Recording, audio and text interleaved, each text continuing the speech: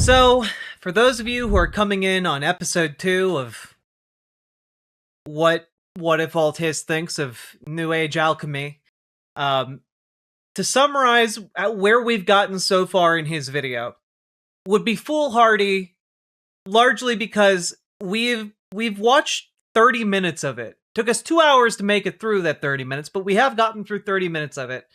And the conclusion so far seems to be that, if you take the schema or the lens of alchemy and apply it to political analysis for some reason, you can apply it to political analysis.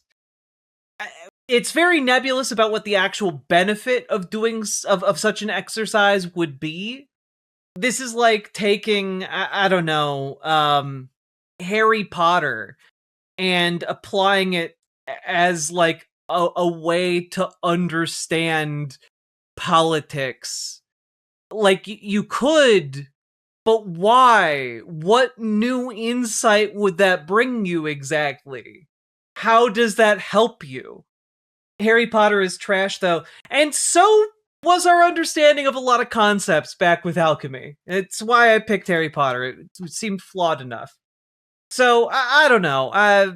Let's just see where this goes. Galactic Streamlord, I did not get terminated on YouTube. Here we go. Something new every time I open a book on this topic, and my skills here aren't anywhere as good as what they are in history or anthropology. However, I know practically no one else knows anything on these topics, so I'm going to go ahead. Another element is that alchemy deals with how to advance on a consciousness level as your material conditions improve, which means they are writing for people at different tiers of consciousness at once. If you're not aware enough to understand something in alchemy, that's on purpose, since that information is only meant to be known by someone who is aware enough to take it. It's overly complex and weird on purpose for that. You see, if you don't understand his ideas, it's merely because your material conditions have not ascended to the appropriate levels. And for the low price of $269, you too can be ascended to his level of consciousness. If you don't like it, that's fine. It's not made for most people. It's designed to be the exact opposite of convenient or comprehensible, which makes it utterly incomprehensible to the Yeah, so this old system for organizing a crude type of scientific thought was the opposite of comprehensible, and the opposite of it was inconvenient and incomprehensible. So thus we should use it to understand our current politics. modern mind. Part 3, the Hermetic Worldview. The reason I think that alchemy, alternately called the Hermetica, can explain the scientific world very well is that it allows you to switch your framing on how the world works by perceiving the material realities of science through a different worldview where they actually make sense inside a bigger frame. Science doesn't provide that, like science is just the study of the natural world, like observable, demonstrable phenomena. That's it. You can use literally any other framework to expand like an ideology beyond just what is scientifically demonstrable. You can use so many other ideological or religious frameworks to expand beyond that. Why alchemy? Of all of them, why that one? That's what I'm curious about. There's 2 ways that I would recommend people who are trying to get into the Hermetica start. One is with the Kabbalion, or a guide written on the underlying implicit principles of Hermeticism. Alongside, there's a lot of good secondary sources on the topic, which do a much better job of explaining how the general worldview works, which is what I've found the most valuable. The top 5 I'd recommend are The Secret History of the World, Forbidden Universe, The Hermetic Link, Man, he is going straight up spirit science. I'm sorry, but anything that's talking about the Emerald Tablet of Thoth, like Hermetic philosophy and creative alchemy is, like, you're just in cuckoo land. You are absolutely gone. Hermetica and Creative Alchemy, alongside Eliada's book on alchemy. If you want to understand how these fit into a broader modern worldview, read Ken Wilber's book, Sex, Ecology, and Spirituality, alongside Jordan Peterson's The Spirit of Evolution? Who's Ken Wilber? The first volume of his Cosmos trilogy, Sex, Ecology, and Spirituality, presents his theory of everything, a 4-quadrant grid in which he summarized his reading in psychology and Eastern and Western philosophy up to that time. And then A Brief History of Everything, 1996, was the popularized summary of sex, ecology, spirituality in interview format. The Eye of Spirit, 1997, was a compilation of articles he had written for the journal Revision on the relationship between science and religion, etc. Throughout 1997, he had kept journals of his personal experiences, which were published in 1999 as One Taste, a term for unitary consciousness, in which the author explores the concept of cosmic consciousness. Okay, so I think maybe this guy might just not be super all there. He's described as a New Age philosopher. Oh, here. Critics in multiple fields cite problems with Wilber's interpretations and inaccurate citations of his wide-ranging sources, as well as stylistic issues with gratuitous repetition, excessive book length, and hyperbole. Which, boy howdy, that explains why What If Alt Hist likes him. Those three things are basically what this guy needs in order to think someone is smart. Wilber's book, Sex, Ecology. Is he a Nazi? Important question to ask about anyone writing that is then recommended by What If Alt Hist. Let's take a look. Ken Wilber Nazi. Oh, here we go. His group, which is called the Integral Group, could be considered a cult. He is on record endorsing abusive cult leaders like Andrew Cohen and Free John and Jordan Peterson. Integral, like most mystical ideas, tend to be favored by ultra-right-wing and especially neo-Nazi types. Which, the esoteric Nazism that appeals to folks like Rudyard, this would fit. Now, I don't think this guy is explicitly a Nazi, just from what I'm seeing in general. But there's a lot of folks who take issue with what he has said. Search Eugenics? Oh, that's a great idea. Ken Wilber Eugenics.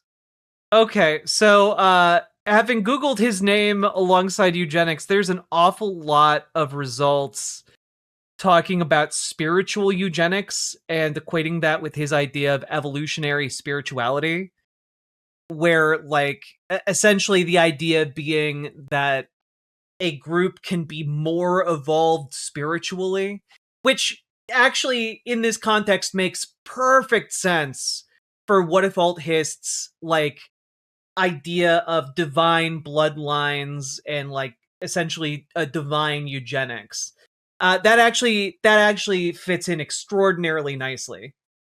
In spirituality, alongside Jordan Peterson's maps of meaning. Then there's the Corpus Hermeticum, Asclepius, and the Emerald Tablet, which are other really useful primary sources on this topic. All of those primary sources are less than 400 pages total, so it's not a big deal to read all. Yeah, man, you gotta get some Hermes Trismegistus up in this bitch. Again, this would be right at home with happy science. Nothing that What If Alt Hist believes would be at odds with the happy science cult in Japan. Which, if you don't know about that, I highly encourage you to check out my videos on them and their propaganda, which are admittedly very entertaining.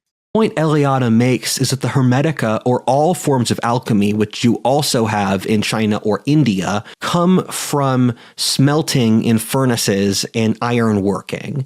These were ideas that were first developed with blacksmiths trying to understand the miracle of metalworking. A lot of this mutated into cooking or chemistry, where the Hermetica loves symbolism of let him cook, or front and back burner. The hammer is the masculine element, the iron is the feminine. The final produced good is the synthesis. The way Hermetics frame this is by working through metals to reach gold. These were symbolic understandings of the gold. The issue is that it's hard to talk about whether alchemy was ever about making gold. Is very complex and hard. This is why. One, alchemists were using coded language on purpose to avoid conflict with the established churches. It was easier to underplay the spiritual elements. Two, in the alchemical worldview, there is an elaborate series of different types of spiritual tests. If you actually want material gold, you will not attain material gold. Saying the desire for gold was a way to weed out genuine materialism by testing people with the potential of profit to see if it drives them crazy. However, once you do attain spiritual gold, you can get material gold. Think on it. Which, this genuinely, just to me, seems like a rehashing of, oh god, what's it called? Not, prosperity gospel. There you go. If you're pure of heart, God will reward you with riches. It just seems like a rehash of that. 3, the alchemical worldview is based on sympathetic correspondences where the spirit world imitated the physical. Thus, these metals and chemicals were symbols of the spiritual world, where as you smelted them, it was meant to correspond to consciousness breakthroughs in you. I don't know if this works. Spoiler alert, it does not. 4, a lot of people did actually think they could turn base matter into gold, which I think has some validity as the Soviets or Large Hadron Collider have. It was an easier sell. 5, it was an easier sell to various wealthy interests that the alchemists were producing material gold as a way to bankroll the spiritual elements. I don't think the spiritual elements were what was getting bankrolled. Alchemists were doing other useful labor and science, like formulating gunpowder and shit.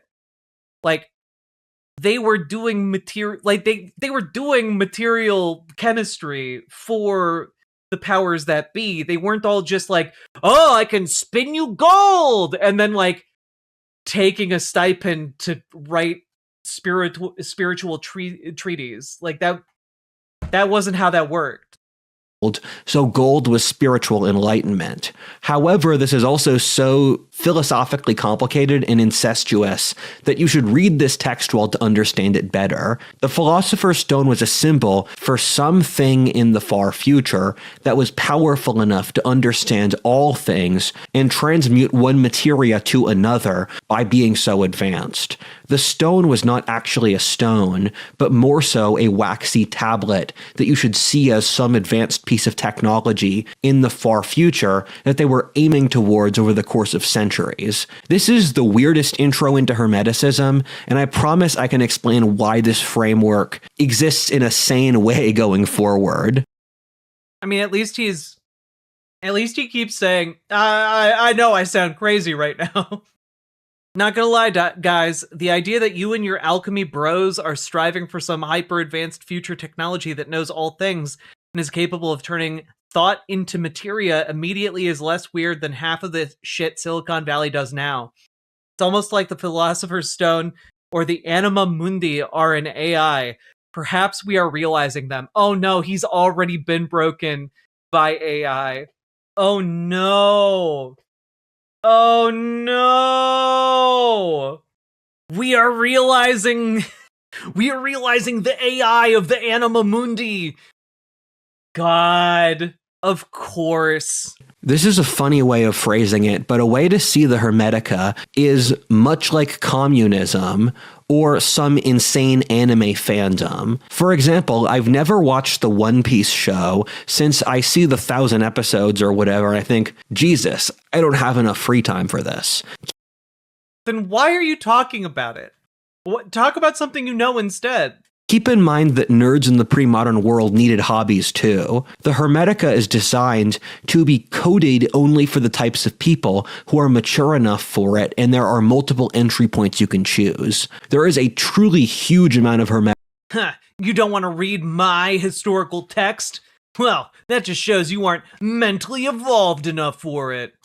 Lore, and you can start in a variety of ways. When you encounter another person who has studied the Hermetica, you'll almost always find that their study of the topic is coded for their own personal experience, and so you'll share your journey. This is a structured part of the Hermetic process, where it's supposed to be tailored to you as an individual. It's an open source toolkit which you can use for a variety of things. It builds your identity around you as you use these tools to... Look, I'm sorry if some of you are like, wow, this sounds really bigoted of me to make fun of this guy's worldview.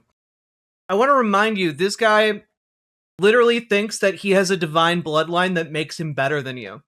That makes him better as a white person than black and brown people. This is a worldview and a religious view that deserves nothing but mockery and disdain from every person of moral fiber on the face of the earth. Not to say that, like, you can't have your religious beliefs, but I, frankly, don't put any stock in the Emerald Tablets of Thoth, and I'm not going to. I'm not going to fall for the conspiratorial bullshit that gets peddled by every woo practitioner on the face of the earth in order to make a quick buck. And like, it's fine to have a self-improvement ideology or religion or what have you, but like, this guy is full of straight up nonsense. And not just like normal straight up nonsense, because like normal straight up nonsense, fine, silly, ridiculous, cool. But this guy has eugenics riddled throughout the entire thing. And I will mock that mercilessly. And I will mock him for having these ideas and opening up old books from the Middle Ages and the medieval period and saying, ah, yes, this is a good way for me to understand modern politics. Because unironically, this type of woo belief is why we have Donald Trump in office right now. And it's dangerous. Further your life journey to reach your destiny. It's less valuable to see it as a religion like the Abrahamics than it is a philosophy with lots of tools you can use to understand the world. You can pick or choose tools by context. However, this is also why I never think, but how is any of this useful? You're like, oh yes, you can think of it as a bunch of tools to understand the world. How is it useful to you understanding modern politics? The world as it is right now? The Hermetica can or should be a society's majority religion, since it isn't made to serve the needs of ordinary people or a society. You see, most religions operate like a sort of psychic force field for a society. Christianity, Hinduism, or Islam create psychological worlds which create space for entire civilizations to develop. These create worldviews which can't really interface with others, and thus have rules which often end up collapsing into totalitarianism, since they're... My man over here is talking about how, like, different religions create spiritual force fields that prevent other people who think differently from being able to work together or share ideas or live harmoniously together. And it's just utter horseshit. The eugenics part is what's wrong? No, it's literally everything. It's literally everything about what he just said. You can go back and you can watch every single video I've put together about this man. This is not like religious belief. This is cult mentality. The eugenics part is wrong, but so is the elements that he's putting together here that dictate that, well, oh, people who think differently just can never get along with each other, which is just utter horseshit. It's word salad masquerading as religious belief, and like the fact that you are eating it up and saying, I'm the one mocking people with a philosophical or religious view of the world. That's not what he has. And if you are reading that into my critique of this man, you are way too far gone. Fix yourself. Because you are exactly the mark that people like this guy make this content for. Their rules can't update in all contexts. What the Hermetica is designed to be is a toolkit for those who wander outside those religious force fields. Something very strange happened with modernity morally. Faced with a global world with lots of different cultures, what the modern industrial world did was say, I don't want to have to think about this. Meaning or values don't really exist. This means that the method we're using to deal with what is basically a titanic existential question, that being in a world with Indian, Greco-Roman, Western, Islamic, or African concepts of time, meaning the group or many other things, is that the modernists won out, invalidating all of them. All of the major world civilizations are de facto dead, including Western civilization, which died in World War I, as replaced by a soulless industrial modern civilization, stemming from the French Revolution onwards. This entire system is which, by the way, what he's talking about here, stemming from the French Revolution onwards, he's talking about democracy. He doesn't believe in it. Spiritually doesn't believe in it. And, like, that's a problem. I'm flagging how you speak about the subject as a whole. Yeah, but that's the issue. The subject we're talking about is a religious belief in eugenics. It is justified with nonsense, hyperbole, and word salad. And you're saying, oh, you're selling it short. And I'm sorry. Yeah, anything that is you are going to try and justify with word salad and hyperbole, I'm not going to be there for. You have to bring something better to the table. And, like, the issue I have here is that I'm from a religious background. I understand how religious people think about this. And I have nothing but respect for Christians, Muslims, Jews, a bunch of different world religions and ideologies. Hell, there are people who watch my show who, like, are animists or believe in, like, witchcraft. And, like, that's fine. But what I'm attacking here is, like, the invocation of this esoteric Nazism, which I've talked about numerous times. It is the grabbing of all of these different religious concepts, ripping them out of their context, putting them into, like, foreign contexts that have nothing to do with the original intent in order to serve the modern purpose that this guy is putting together for them. And the modern purpose he is putting them together for is very specifically fascistic. And so that's the issue. You're conflating whole philosophies. No, I'm not. I'm talking about what this guy specifically is talking about. The fact that you are taking offense to it is your issue and your problem. Everyone else in the chat understands this. You are the one who is not understanding it. I'm not defending the guy. You're trying to say I'm talking about this in the wrong way.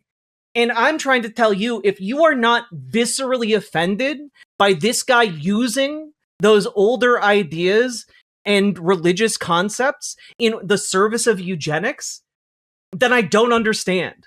I don't understand you. And I think that you are exactly the kind of mark for this guy. I haven't conflated a single goddamn thing about this. I'm talking about New Age woo that is taking all these concepts and mashing them together in a way that people like this guy can latch onto. That's a problem. It is a problem that these ideas then get commodified in our modern day society, repackaged, and literally sold to you in order to make a quick buck. It's what makes RFK Jr. a huge threat backed by megacorps that have built this up. No need for personal attacks. I'm not personally attacking you, but I can if you would like to. I have only engaged with what you have put in chat. This entire system is underlined by not asking questions about deep or important things, since the society literally cannot answer those questions. What we should have done is develop universal standards of human morality and then figure out how much it varies by context. However, doing this would require courage, intelligence, and manhood that society does not allow to flourish. When I say these old religious codes allowed totalitarianism, they themselves were bulwarks against that. Religion is one of the best defenders against the total state, but the sort of rigid, logical systems those religions made degenerated into rigid totalitarian ideologies. That's why it's called the belief system of travelers, rogues, and... Why do you feel the need to personally attack me? I don't. I am only engaging with what you are saying. If you interpret my engagement with you as an attack, that is a misconstrual of what's happening. Me responding to what you are saying in chat is not a personal attack against you. Kings. It's for the self-employed or those who exist outside normal structures, since either the king must deal above his nation in order to fight others and deal with international diplomacy, or the king, after all, is closest to God. Traveler who must wander between worlds. You can see why I'm sort of comparing it to communism as a vaguely secular ideology, which you can use as a mental framework to understand the world, but doesn't operate as a... You're welcome, Silverscale. I am irritated, because I thought I was being clear prior, but I'm not trying to personally attack you. I'm just trying to engage with you. And I'm doing it in a tone that might be a bit abrasive, and I understand that. Apologies if it came across that way. Traditional religion. This provides a very valuable service in a global... I just care very deeply about this topic, which is why I dedicate an enormous amount of time specifically to this topic. Economy where the old civilizations can't fully adapt to a new world. In the same way that at the time of Herodotus, religion declined since the Greeks could see the gods of many other nations, which made it hard to believe in their own, religions or cultures today are forced to cooperate against both the globalized world and the changes with new science and technology. And you see that forced cooperation slowly destroys them.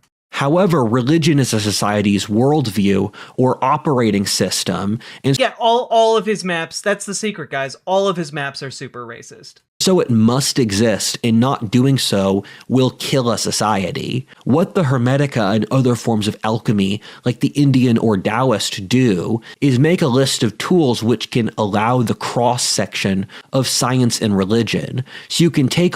Yeah, okay, but each of those religions does that in a different way.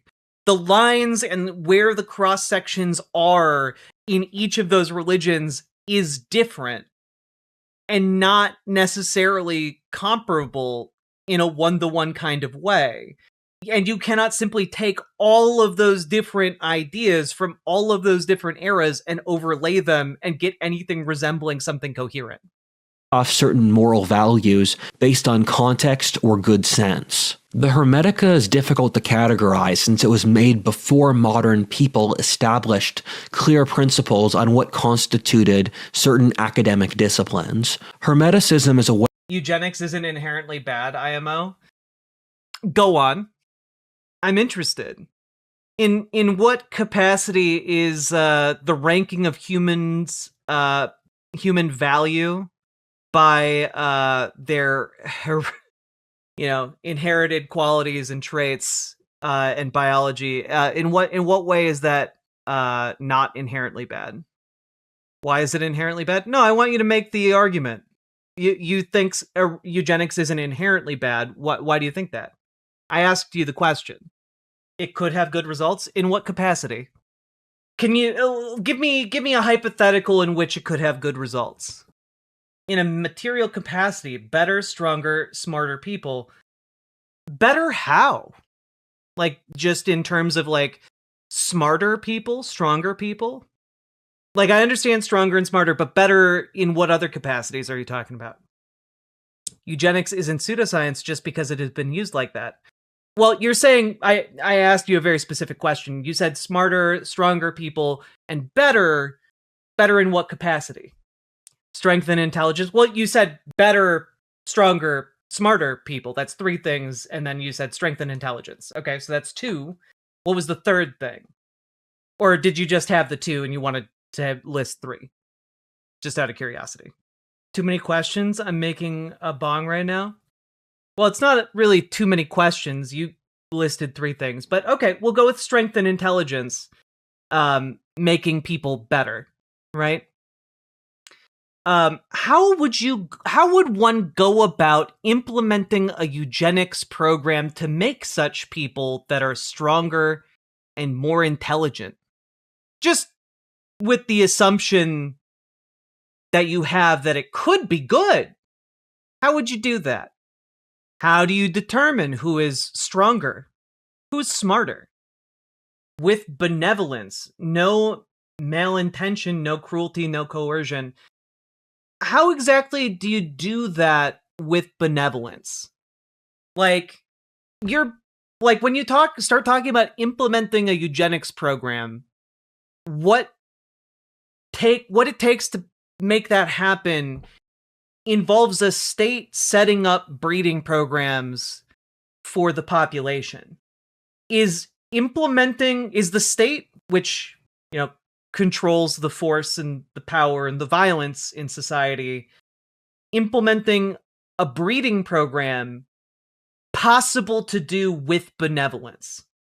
Because I would argue it's not at all, actually. And I would also argue, when it gets into the territory of, okay, who is deemed good enough to breed with who? Well, then you're talking about the state making those determinations. You are talking about different groups of people being prohibited from having children, etc. That's a safe bet to assume it's not possible, but it may be. Okay, so my entire premise here so far has just been on the basis of implementing such a program would be horrific in any context. The other thing I'm going to put forward here is that who gets to make the determinations about which groups of people are more intelligent or less intelligent or more strong or less strong?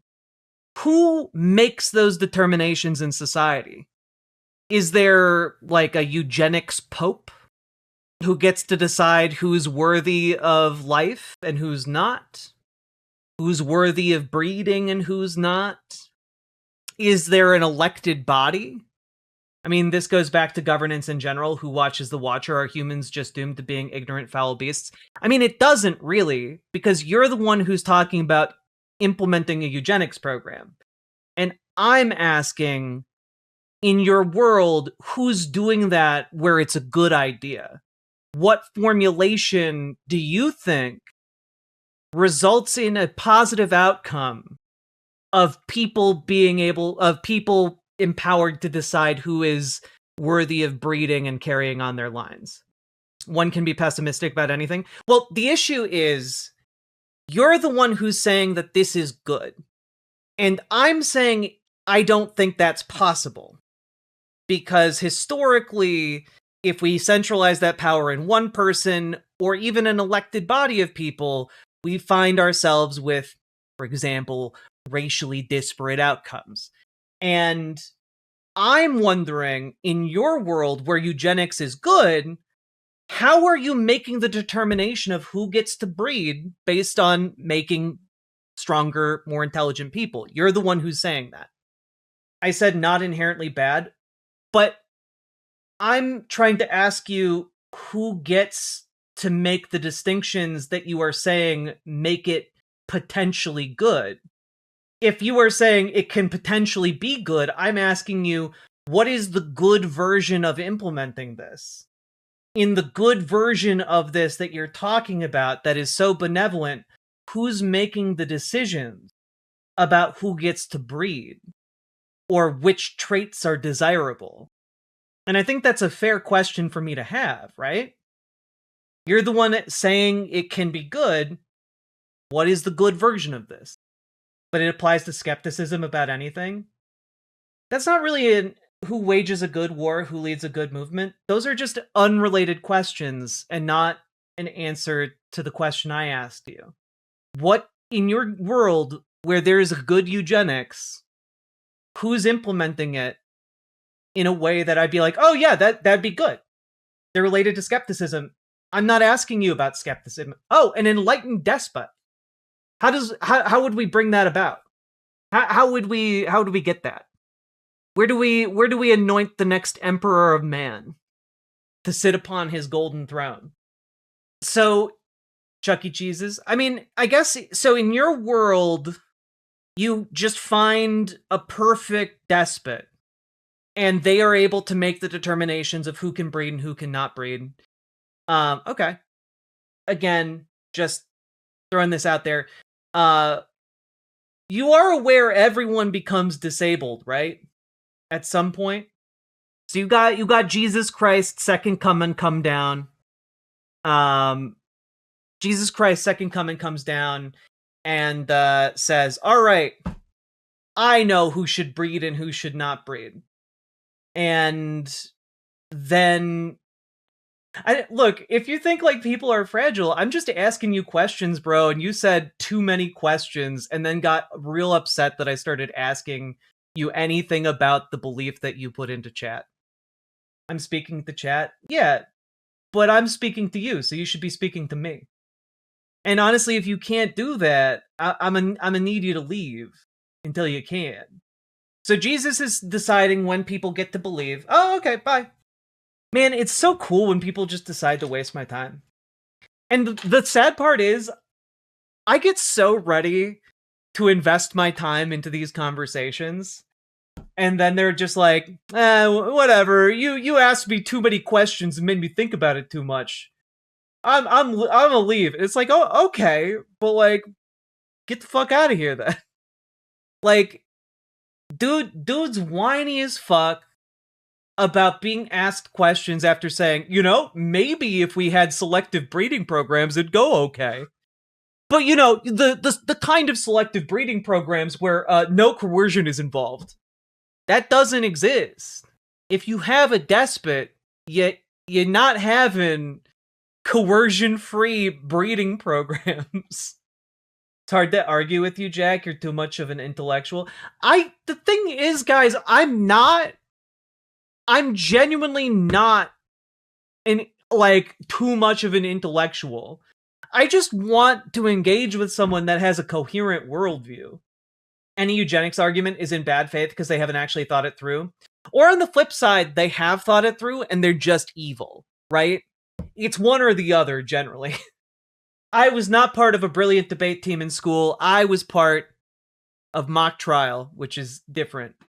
Way of looking at the world holistically and then seeing patterns across disciplines. There were hermetic styles of magic, astrology, physics, biology, art, politics, religion, philosophy, and so many other things.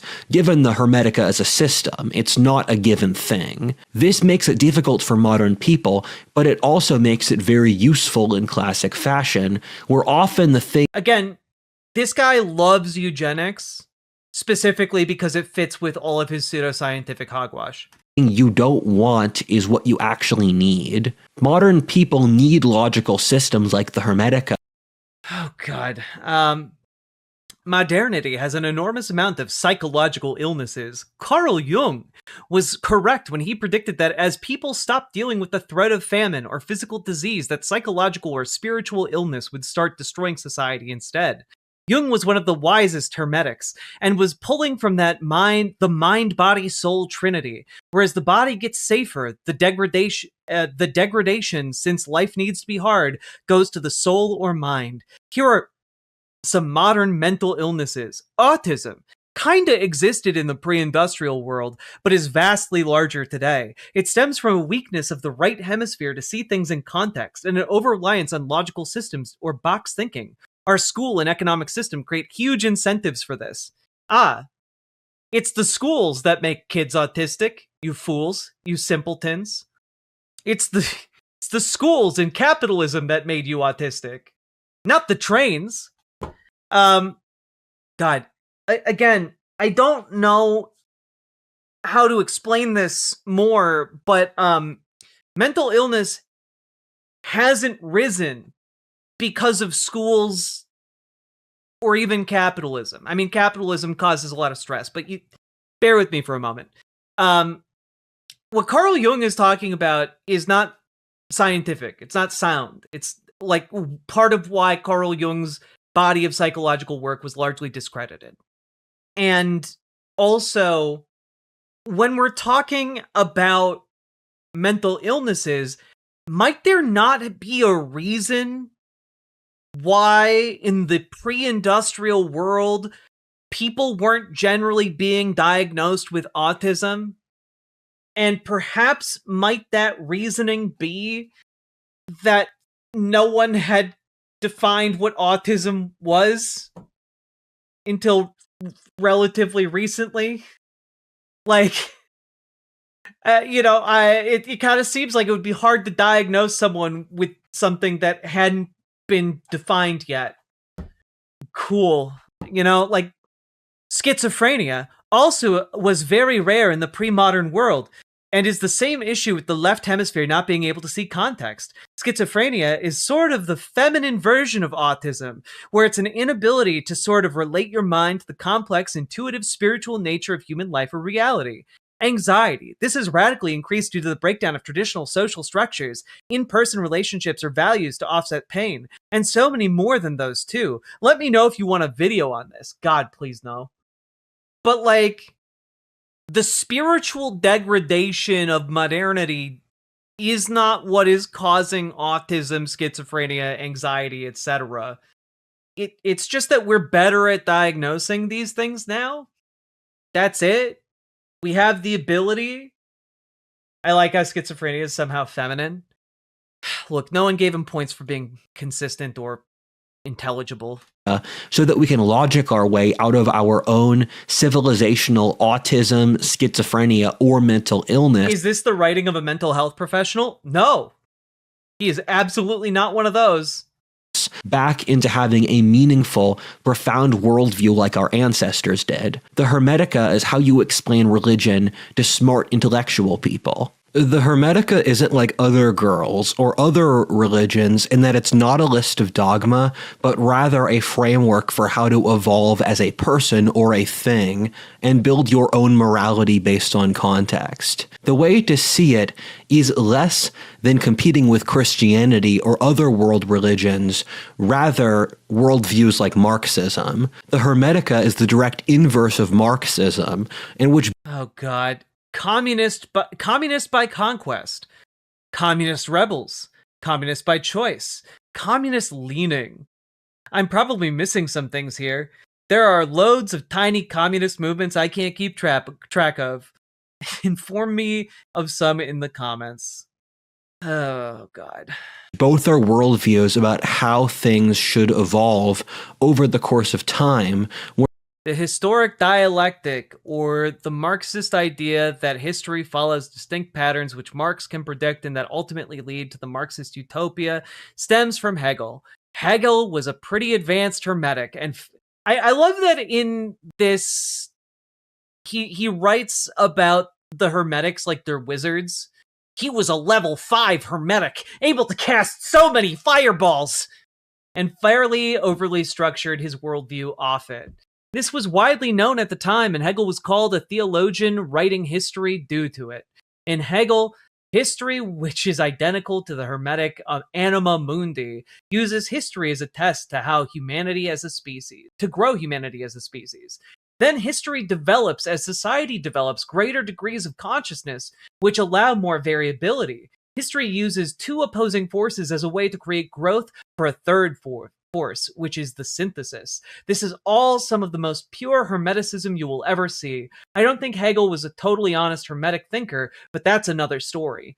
Marx took this concept from Hegel, making it materialist, since Hegel saw this as a spiritual journey using the material exactly like the Hermetica.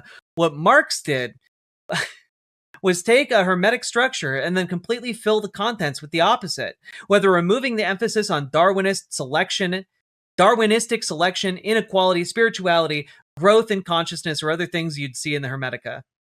Where Marx's idea of the historic dialectic actually stems from the Hermetica. For reasons explained in this table, the Hermetica establishes a framework for how to find chaos, subdue or master it, and then— oh yeah, Cutter Joe, he makes exceptions to read books from modern conservatives.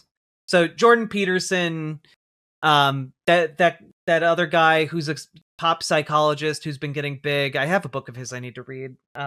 He talks about how phones are ruining children. I forget his name. I'll go find the book at some point. Turn it into your property, and in the process grow as a person. When communism values slavery, immaturity, and machine-like thinking, where do you get that from? Again, just the vague generalization here. Where are you getting the idea that communism values any of those things? Because again, to summarize what communism is, it is the pursuit of a stateless, classless, moneyless society, and saying that communism instead is pursuing slavery, immaturity, and machine-like thinking, that doesn't really line up with the ideology itself. the Hermetica values freedom, maturity, human consciousness, and manhood. In our current worldview, Marxism has de facto filled the frame. Oh, sweet. How Marxism and its descendants, like wokeness and socialism, conquered the world. Oh, good. Functionally Marxist, he says, as he points to countries that are capitalist. Functionally... I'm sorry, South Africa is functionally Marxist? I do not have a single idea how I'm sorry, Japan is third way socialism? What are you talking about? Japan is like as capitalist as they come. India is as capitalist as they come. Egypt, like, India is currently ruled by like a dictator. Like a fascist dictator. What are you talking? Egypt is run by like a military junta. What do you do? What is happening? Of our global worldview, in that the first reaction to a globalized world of many religions was to negate all of them in default onto the lowest trust and most cynical worldview. You know, I'm something of a functional Marxist myself. View possible as a way to not have to maintain the global commons, which would be quite difficult. What this means is that— oh God, Uncle Gumbald, I didn't even think about Russia. Putin's Russia is not communist. It's capitalist to its core. What is happening? Christians today, without even realizing it, have been operating within a Marxist frame, since they've made the decision that pushing social justice, killing the West, and Marxist oppression— you want to clothe and house and feed your neighbor? Like what are you, some kind of good Samaritan? Woke Christians inexplicably made that decision. It's crazy. Yeah, who would have thought the teachings of Christ would perhaps lend themselves to being somewhat woke? Narratives, Trump's actually following the Bible for lots of Western churches. People really underestimate how Marxism— oh God, rules. Everything in our society that says the victim is good because they lose is of Marxist origin? The fuck are you talking about? Everything that says that everyone is equal is also Marxist.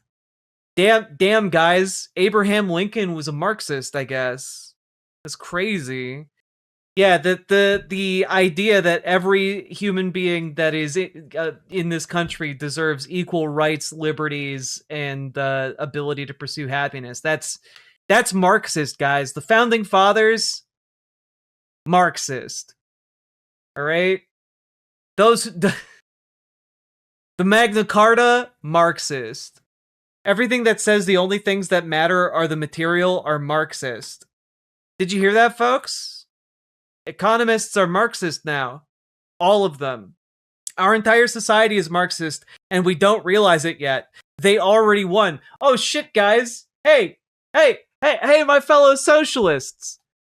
Hey, my fellow commies and socialists and lefties. We can pack it up. We can go home. We don't have to spend all this time and effort. We already won. we did it. What's up? How's the Marxist utopia treating you, folks? We did it. That's right. You can go into work tomorrow. It's gonna be a democratic worker co-op. You guys did it, everyone. Money's not real anymore. The state doesn't exist. You can wake up from the Matrix now. Hammurabi was a Stalinist. I hear that Enkidu is a no-good socialist. Has colored our entire worldview, and it goes through academia, value systems, sexual relations, human nature, and a variety of things. What I'm recommending here is using the Hermetic. Oh boy, the fact that he used this fantasy image is worrying me before I read the text. The major world religions reside inside this dome. If we just went through every single thing Marxism does wrong in our current society and replaced it with Hermeticism, the major world religions could grow again due to a worldview connected to God rationally. Dude, like the way he just threw all the major world religions under the bus here is just like, yeah, right now, all of the major world religions, their theologians, just too stupid to understand they've already been defeated by Marxism. We just need to do a little, I don't know, spiritual heist, a little spiritual switcheroo, and switch out the Marxism for Hermeticism.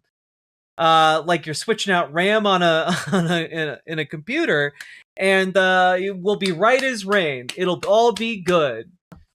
Marxism is sorry, I forgot the last one.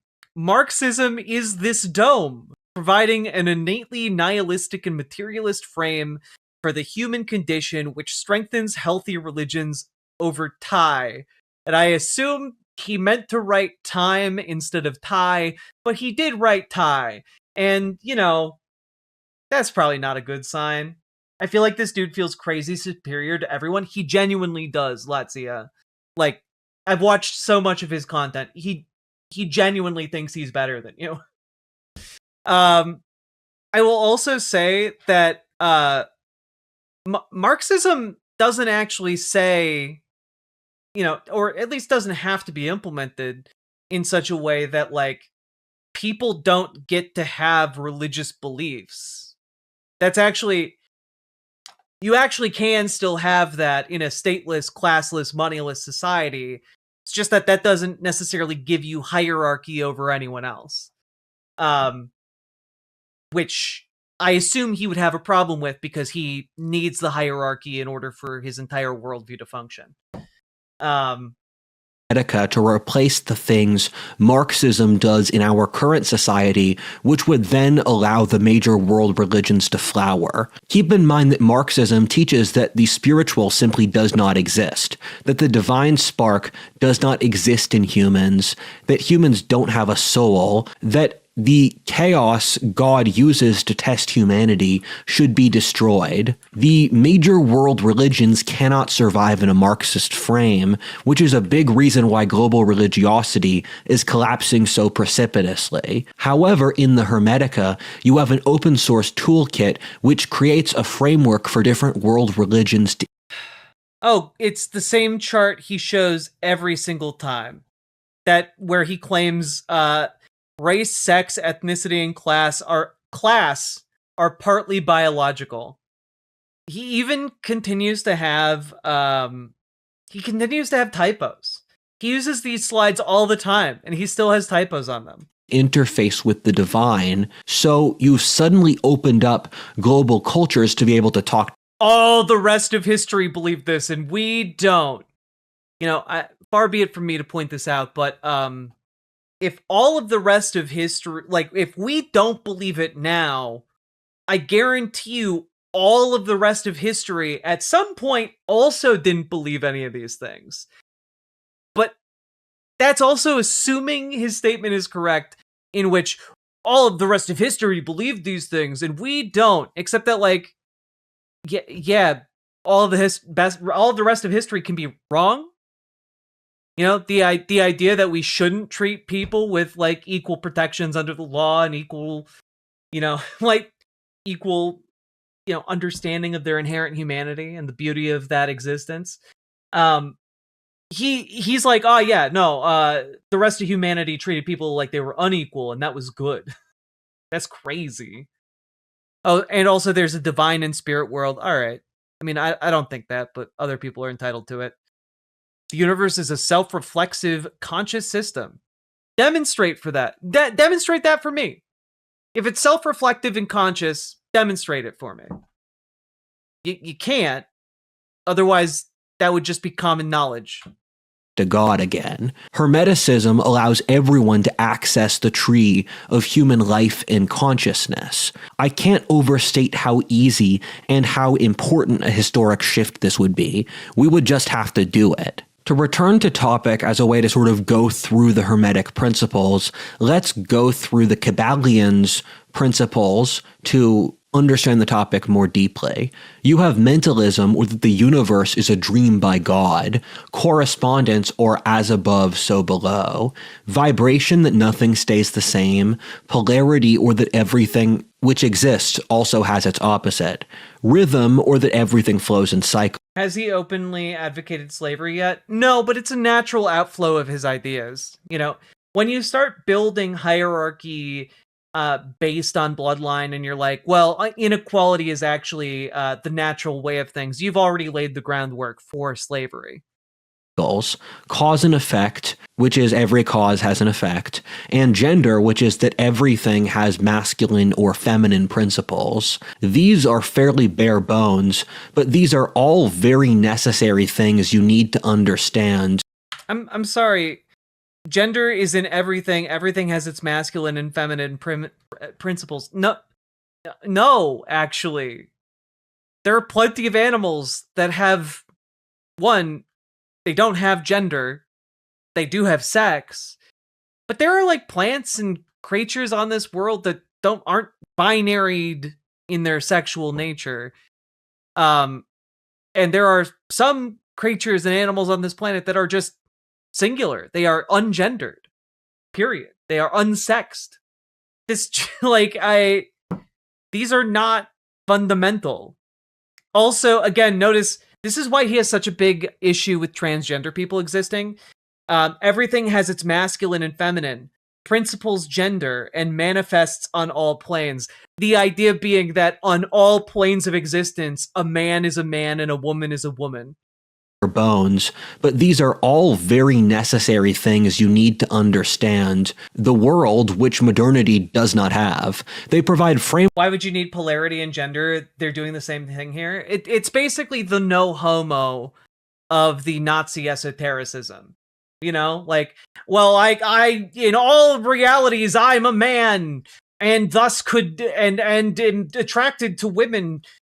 In all realities, so in all realities, no homo. Works for things we don't think about today, but we need to know about. Another really interesting Hermetic principle, which I find quite valuable. Jack, you're a woman on all planes. I can't make the joke that I instinctually wanted to make to that. It would have been too inappropriate. But I thank you. I appreciate it. Valuable is microcosmos equals macrocosmos. And what that means is that large, very complex things have small symbolic forms which guide the larger thing. As an example, now I want to hear it. There we go. Example I've spoken about in previous videos, how society's family structures Editor, please edit out that joke. It was very inappropriate. Thank you. Dictate their political structures through creating intuitive notions on it, how power should be used. So if you change a society's family structure, you're also going to change their political structure. Similarly, nations or religions use certain symbols like capitals or religious symbolism, where if you attack the Vatican, you're attacking the entire global Catholic Church. Washington, D.C. is a microcosmos of America, where these leaders in rooms are making decisions which impact the entirety of humanity. Yes, people make symbols. Go on. So the course of human history exists in a microcosmic form, being determined in negotiating rooms by world leadership. Microcosmos versus macrocosmos. Take it back to that map. Oh God. Oh God. I didn't look at the map. I was too busy thinking of the joke. Absolute nuclear inheritance is entirely up to your decision, to the decision of the parents involved. Young people need to leave the home to establish their own independence. Authoritarian, one son inherits everything. This creates a society that's okay with inequality and nationalistic, as the family's history is paramount. Flexible, most children are born in polygamous households. I don't know that is true, but okay. Fathers are very minimal in raising children, and family structures are not stable. There are no clear rules. This makes the creation of a strong state or ideology very hard. Okay. Egalitarian nuclear. I can't read. I'm refusing. I'm refusing to read the rest of this. Yeah, this is fucking nuts. The family structure and political ideology of all places on Earth in a way that overly generalizes and is woefully uh uh completely insane. Be used. So if you change a society's family structure, you're also going to change their political structure. Similarly, nations or religions use certain symbols like capitals or religious symbolism, where if you attack the Vatican, you're attacking the entire global form being determined in negotiating rooms by world leadership. Another example of hermetic principles that are highly useful is the polarity of the masculine and feminine, which is very real to society, but is something that people just ignore. Yeah, you hear that, lesbians? You out there just ignoring your naturally God-given polarity. Okay, look, the alchemical principles are saying you need to be having a lot of sex with those big hairy men. And you know what? That's because it's true, because alchemy, all right? If you're gay, you're counter to alchemical principles. So you're an anti-alchemist, you gays.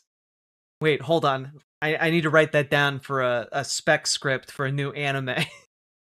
Women need different things out of life, but we can't admit that. The reason social engineering pansexual, the philosopher's stone of sexualities, doesn't work is that the world is constantly moving and operating in rhythms, which means that overly rigid structures can't accurately model reality. If you look enough at physics or just human life in general, you find that they do generally follow principles like this. For example, over history, people tend to not operate rationally, but do the opposite of the recent trend. The enormous wealth and growth of the Industrial Revolution created populations which had suicidal misery, since all that wealth needed psychic balance.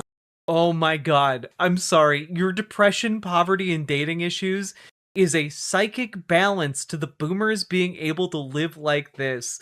The natural order demands balance, so it was so good that they grew too weak to hold society together, so here we are now.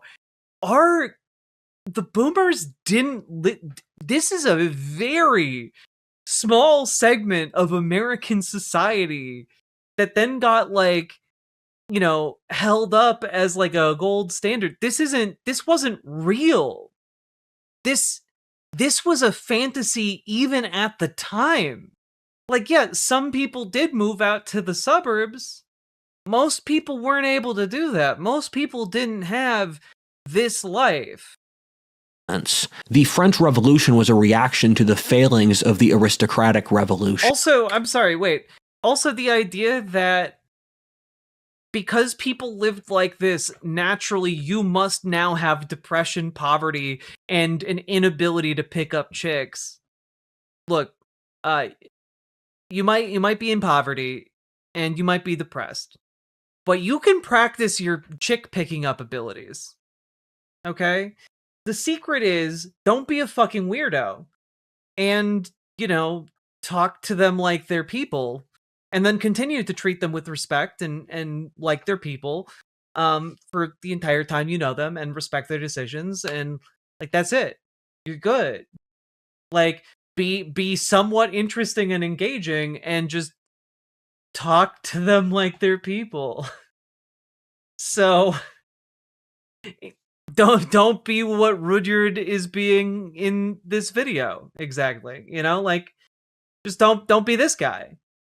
But I'm so fucking weird. But that's the trick. A lot of people are so fucking weird. And you know what? When you find someone that fucks with your weird, like that, there you go. just don't put as much importance on interactions that don't go well.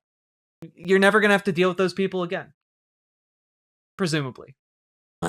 The French Revolution was a reaction to the failings of the aristocratic revolution, Romanticism to the over-rigidity of the Enlightenment. Meanwhile, in Britain, where the elites were less repressive than France, there was no equivalent reaction like the French Revolution. Once you create a very stark polarity... Well, wait, no, there was the Golden Revolution.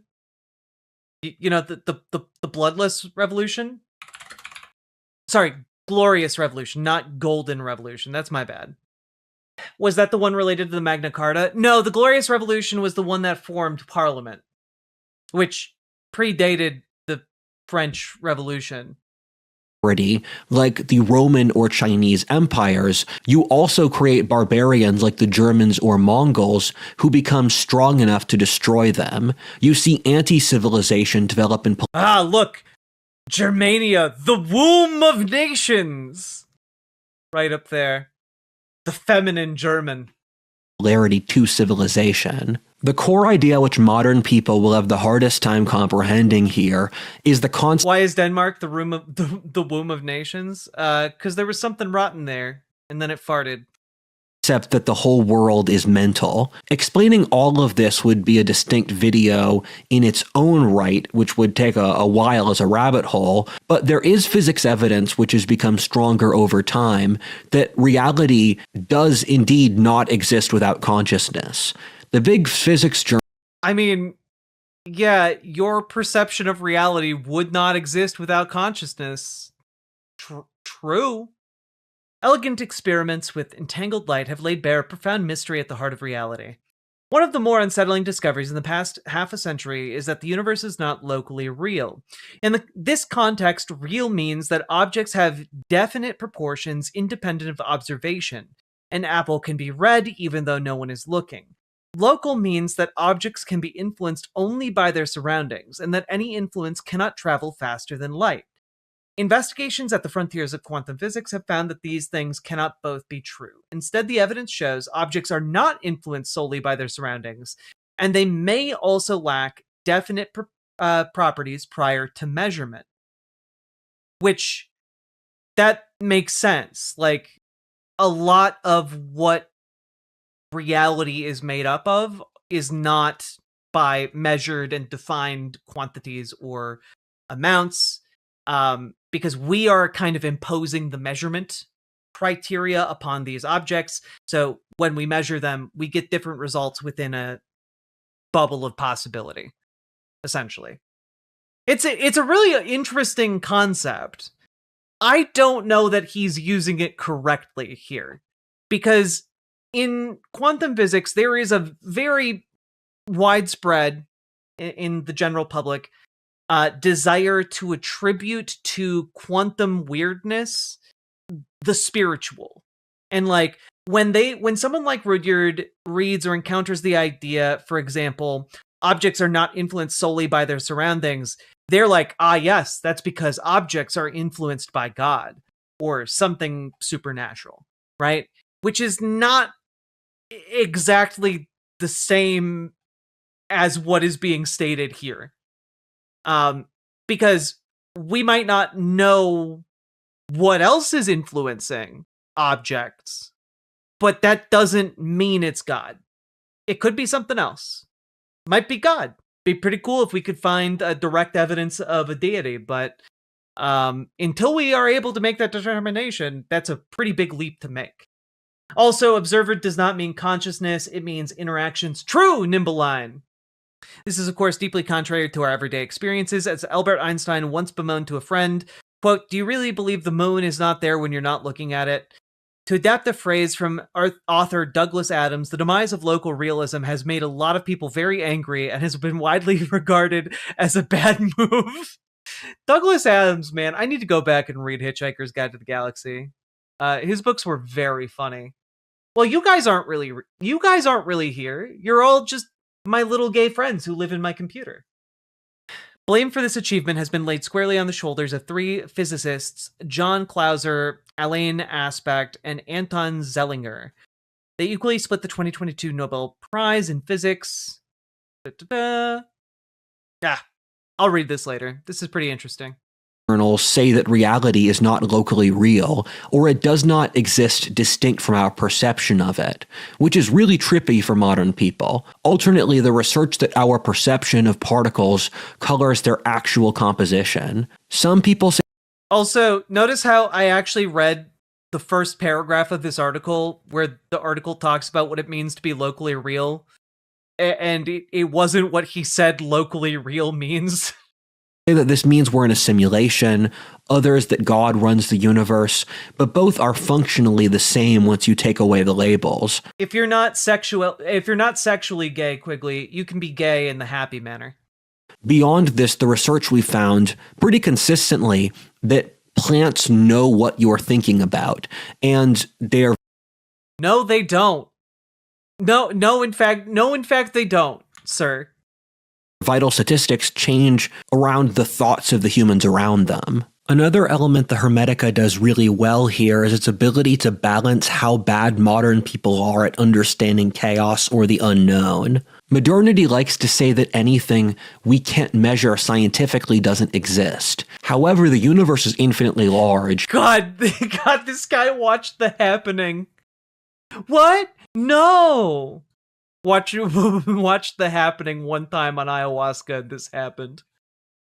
And so that opens you up to a very dangerous place where you just use things that you can measure as a way to live in denial about things you don't want to know about. This is how our elite backs insane. Ooh, I do like minute physics. Let's see if minute physics can dive into it a bit more effectively than I could.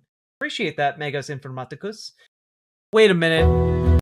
This isn't a minute physics. This is a 17-minute physics. Well, we'll watch maybe the first section. If you have polarized sunglasses, you have no perpendicular axis. Wait, no, that was relevant. I thought it was an ad. If you have polarized sunglasses, you have a quantum measurement device. Each of these pieces of glass is what's called a polarizing filter, which means when a photon of light reaches the glass, it either passes through or it doesn't. And whether or not it passes through is effectively a measurement of whether or not that photon is polarized in a given direction. Try this. Find yourself several sets of polarized sunglasses or old photographic filters. Look through one set of sunglasses at some light source, like a lamp, then hold a second polarizing filter between you and the light. As you rotate that second filter, the lamp will look lighter and darker. It should look darkest when the second filter is oriented 90 degrees off from the first. Statistics was the chieftain of the Gaul village. Here he comes. What's his name? Vital. Statistics. Vital. All right. Sake Tanuki, thank you for the 2 tier 1 subs. Appreciate the support. Thank you for supporting the stream. First person in a while to drop some subs and donos. Very much appreciated. What you're observing is that the photons with polarization that allows them to pass through a filter along one axis have a much... Also, it is very helpful in this context to point out, the photon passing through the lens as an effective form of measurement is genuinely just, that can occur whether or not someone is looking at it at all. And so I think that's a really good example of how, you don't even have to have a conscious observer in this sense, other than you can conceptually understand what happened. You can indirectly know that this is how these things work, and they work by measuring. Lower probability of passing through a second filter along a perpendicular axis. In principle, 0 probability. But here's where things get quantumly bizarre. All these filters do is remove light. They filter it out. But if you take a third filter and orient it 45 degrees off from that first one, and then you put it in between the two, the lamp actually looks brighter. This is not the middle filter generating more light. Somehow, introducing another filter actually lets more light through. With perfect filters, if you keep adding more and more in between at in-between angles, this trend actually continues. More light. This feels super weird, but it's not just weird that more light comes through. When you dig in quantitatively to exactly how much more light comes through, the numbers don't just seem too high, they seem impossibly high. And when we tug at this thread, it leads to an experiment a little more sophisticated than this sunglasses demo that forces us to question some very basic assumptions we have about the way the universe works. Like that the results of experiments describe Double-slit experiment is bonkers when you actually work out the differential equations of quantum mechanics. I understand in vague terms what you just said. I know what the double slit experiment is. I know what differential equations of quantum mechanics are, but I haven't worked them out, so I don't quite understand what you mean. Properties of the thing you're experimenting on, and that cause and effect don't travel faster than the speed of light. These will come into question. Where we're headed is Bell's theorem, one of the most thought-provoking discoveries in modern physics. And to appreciate it, I really do think it's worth understanding a little of the math that we use to represent quantum states, like... Alright, we can't watch this entire video, but that was cool, and I'm going to bookmark that for later. Vital statistics. Stuff. And realistically, we just need to have another filter for common sense and things we've known for thousands of years to balance simply science as our society's dominant moral code. The Hermetic Science does not claim to be a moral code. Like, I mean, I guess you could potentially interpret the desire to have accurate knowledge of different natural phenomena as defined from made up horseshit about different natural phenomena. I guess if you are making moral distinctions in so far as like, well, what is true seems to be good and what is false seems to be not so good. I guess that's a moral framework, but I don't think that is what we are using dominantly as a society. Hermetica operates by archetypes, like the masculine and the feminine, chaos and order, or higher and lower forms. Jordan Peterson's Can we have a stream where we watch that instead of Rudyard? No, if you want to watch that, you guys can go watch that. And you should. Minute Physics is a great channel, and you can learn an awful lot watching it. Highly recommend. Go check them out. But one of the reasons I don't watch like quality content is because I have stuff to say about this and to contribute and to help analyze content like What If Alt Hist, right? I don't have that much to add that is interesting or useful or thought-provoking to something like Minute Physics other than, ooh, like just that's so cool. Like it's just, I don't have that much to add. And if I'm going to be covering something, I want to add something to it. of meaning was super groundbreaking in that he used a holistic look at the human condition between neurology, history, mythology, art, or anthropology to say that these archetypes do in fact totally exist. And just because you see, are we, even though archetypes are just some abstract notions of the pure forms, I wrote a book where I demonstrably proved that the forms are real, that the ideal exists in some intangible fashion, and I wrote it in my book, Maps of Meaning, and but no scientists are taking me seriously. I went to the physics department and I said, "Look, bucko, I got some proof here about archetypes. Have you heard of Carl Jung?" And they said, What are you doing here, Jordan? We told you you're not welcome. Now get! Oh, jeez! Oh, no! Buckos! Why? I proved the forms! And then they put him in a trash can. And that's why he really left Canada.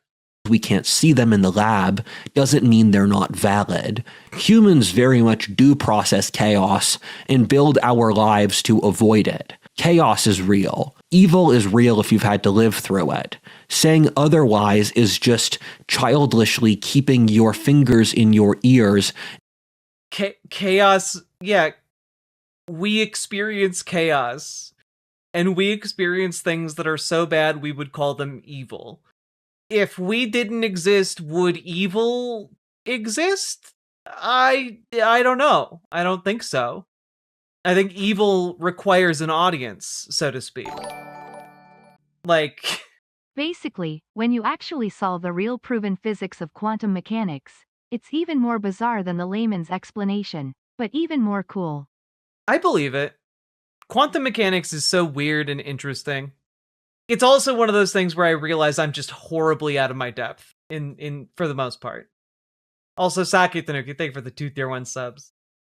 In going la la la, if evil and chaos must exist, by Exactly. This is why defining terms is important, because by real, he probably means it has some metaphysical, spiritual existence or something. No, that's exactly what he means. He means like the ideal forms exist outside of our reality in some kind of spiritual form, and but they are still real because they exist in the spiritual or divine worlds, which he believes exist, and that those are then reflected through all of the universe. And I guess I guess I just disagree. definition, so must good in order. Once you acknowledge that these archetypes can manifest over reality, you are quite close to saying that God exists. For an example of Hermetic See, this is why he adopts a lot of these ideas. archetypes, we've spoken before about the masculine and the feminine. The masculine is doing and the feminine is being. For a great example of this, let's look at the US currency and state buildings, which were built by Hermetics during the American Revolution. In the National Mall, you have the obelisk, which was taken from an Egyptian concept. In the mall, you have the obelisk, which is a giant penis, and thus is the masculine. For the earth penis impregnating the sky. I'm done. I'm done. I'm done. I'm done. Oh, fuck. I swear I didn't pre-watch this. I swear I didn't pre-watch this. Oh, fuck. The founding fathers were Hermetics with earth penises, a hard-on for the sky. The Hermetica is from Egypt. Then you have the National Mall, or the feminine. On the $1 bill... That's right. The National Mall is feminine, because who doesn't love a mall? What bitch doesn't love a mall? Am I right, ladies? Is the pyramid in the circle, which is upward or masculine spiritual momentum, and the circle... Yeah, if you have upward momentum, you're a masculine. If you got that downward momentum, oh bitch, you bending over. You got that sub energy. Or feminine downward spiritual momentum. This is the yin and yang concept which exists in all cultures. Men are attractive for their ability to do and their energy, women for their being and calmness. When you screw this up, people just stop mating, as you can see in our current society. Now, as somebody with a long-term partner who is also a woman, let me tell you, you don't stop mating. You don't stop mating. That's incorrect. Without following these Hermetic principles intuitively, a society cannot procreate. However, inside the Hermetica is a very useful concept that we are all building reality together. This doesn't make sense to modernity, but it's obvious. You did when you broke the bed? All I'll say is that you are incorrect.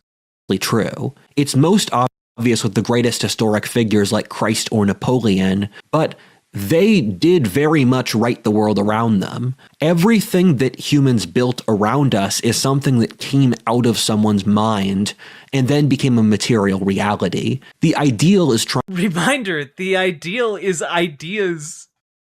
And the material is matter. Materialists think that only atoms exist. Idealists think that forces like God, philosophy, or abstract concepts influence the world.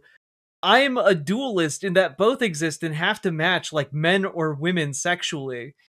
That's right. Materialists and idealists need to match together sexually. Speed dating time.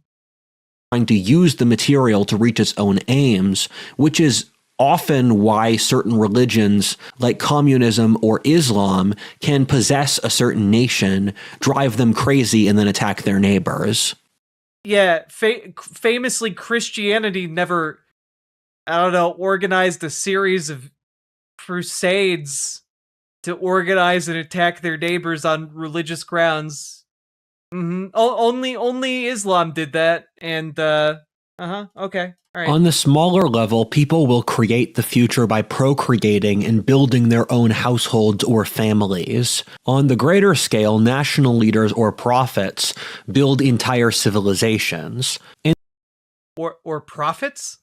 In the Hermetica, your social status should be dictated by how much of reality you're responsible for writing. This is why kings make more than peasants, since the king needs to mentally model the entire nation in geopolitics.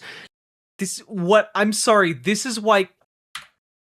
why kings make more than peasants? What are you talking about?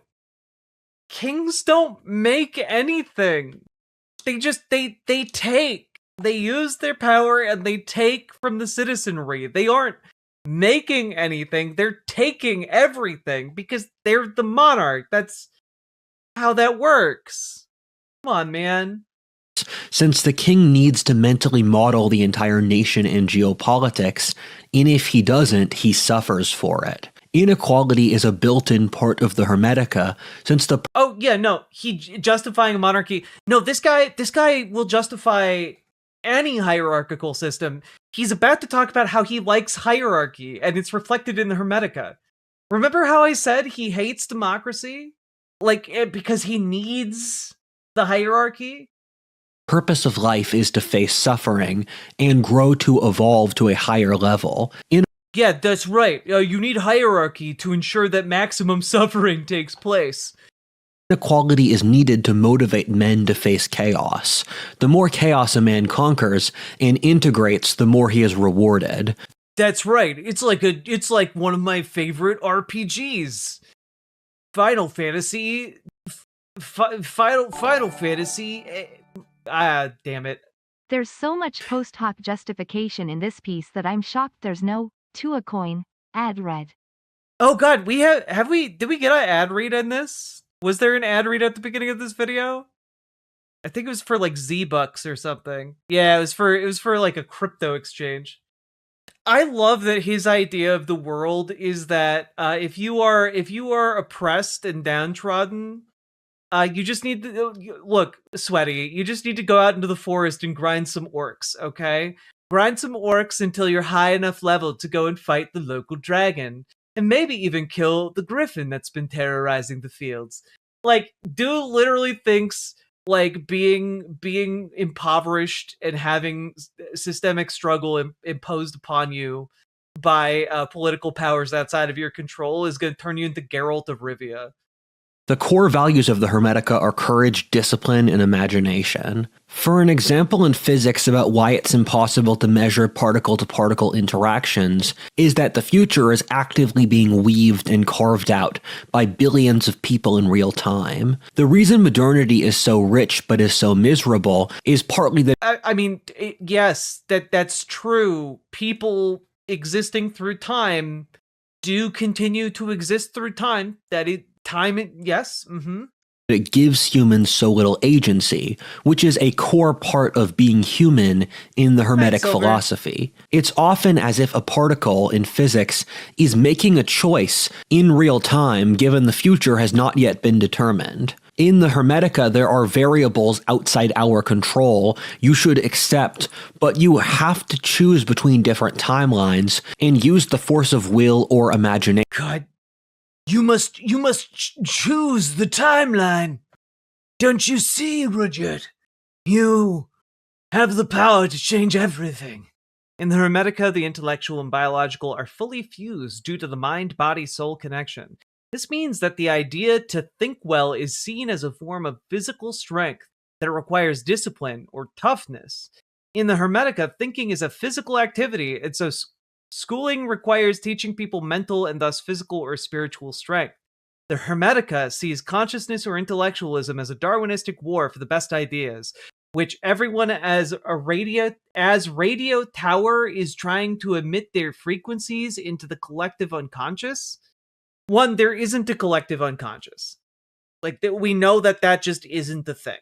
That's not how consciousness works. Number two, again, we're not radio towers. Number three, thinking is a physical activity. You think with your brain. Your brain is physical. There's physical things happening in here. When you like formulate language and thoughts and ideas, like that's a physical act. 1000%. When you are thinking very intensely and very quickly, you burn more calories because it is a physical act. To hold onto the future you want as much as possible. We're all radio towers competing with one. For an example in physics, metaphysics babble. 4 physics, 4 equations. 0 physics, 0 equations. Nailed it. Another to have the strongest mental wave so that our light can grow. This is so obvious. I'm sorry, you need the strongest mental wave so our light can grow? My guy, did you play too much Kingdom Hearts? The internet today, people rub off their essence or vibration, which is an actual hermetic concept, in which you gradually take on the character of the people and the places you've been. God, he's literally now vibes-based. He's literally vibes-based now. Oh God, phrasing. I didn't even think about that. Oh my God. Jack, I just tried buying a super chat, but nothing showed up. I can take a look. And nothing showed up on my end either. I'm not sure what happened to your Iridescent Bones. I'm sorry. Contact YouTube though, because I have no control over that. If I'm not seeing it on my end, I have no control over that. Can I lose weight by thinking harder? I mean, perhaps. I can't believe I just made a 28-year-old Fifth Element reference. But Saki Tanuki, I love the Fifth Element, and I very much appreciate it.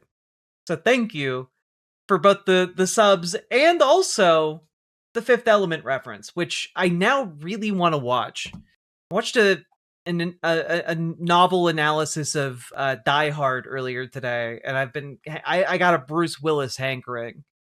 Fifth Element might just scratch that. Multipass? If you want to help the world, you should behave correctly, and according to this philosophy, what you do to others is what you become. Your intentions as you deal with the world rub off on the things you do.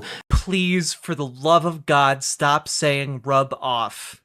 As you can see with great leaders, where as their hubris grows, their empire collapses. We see these trends in that high-trust governments.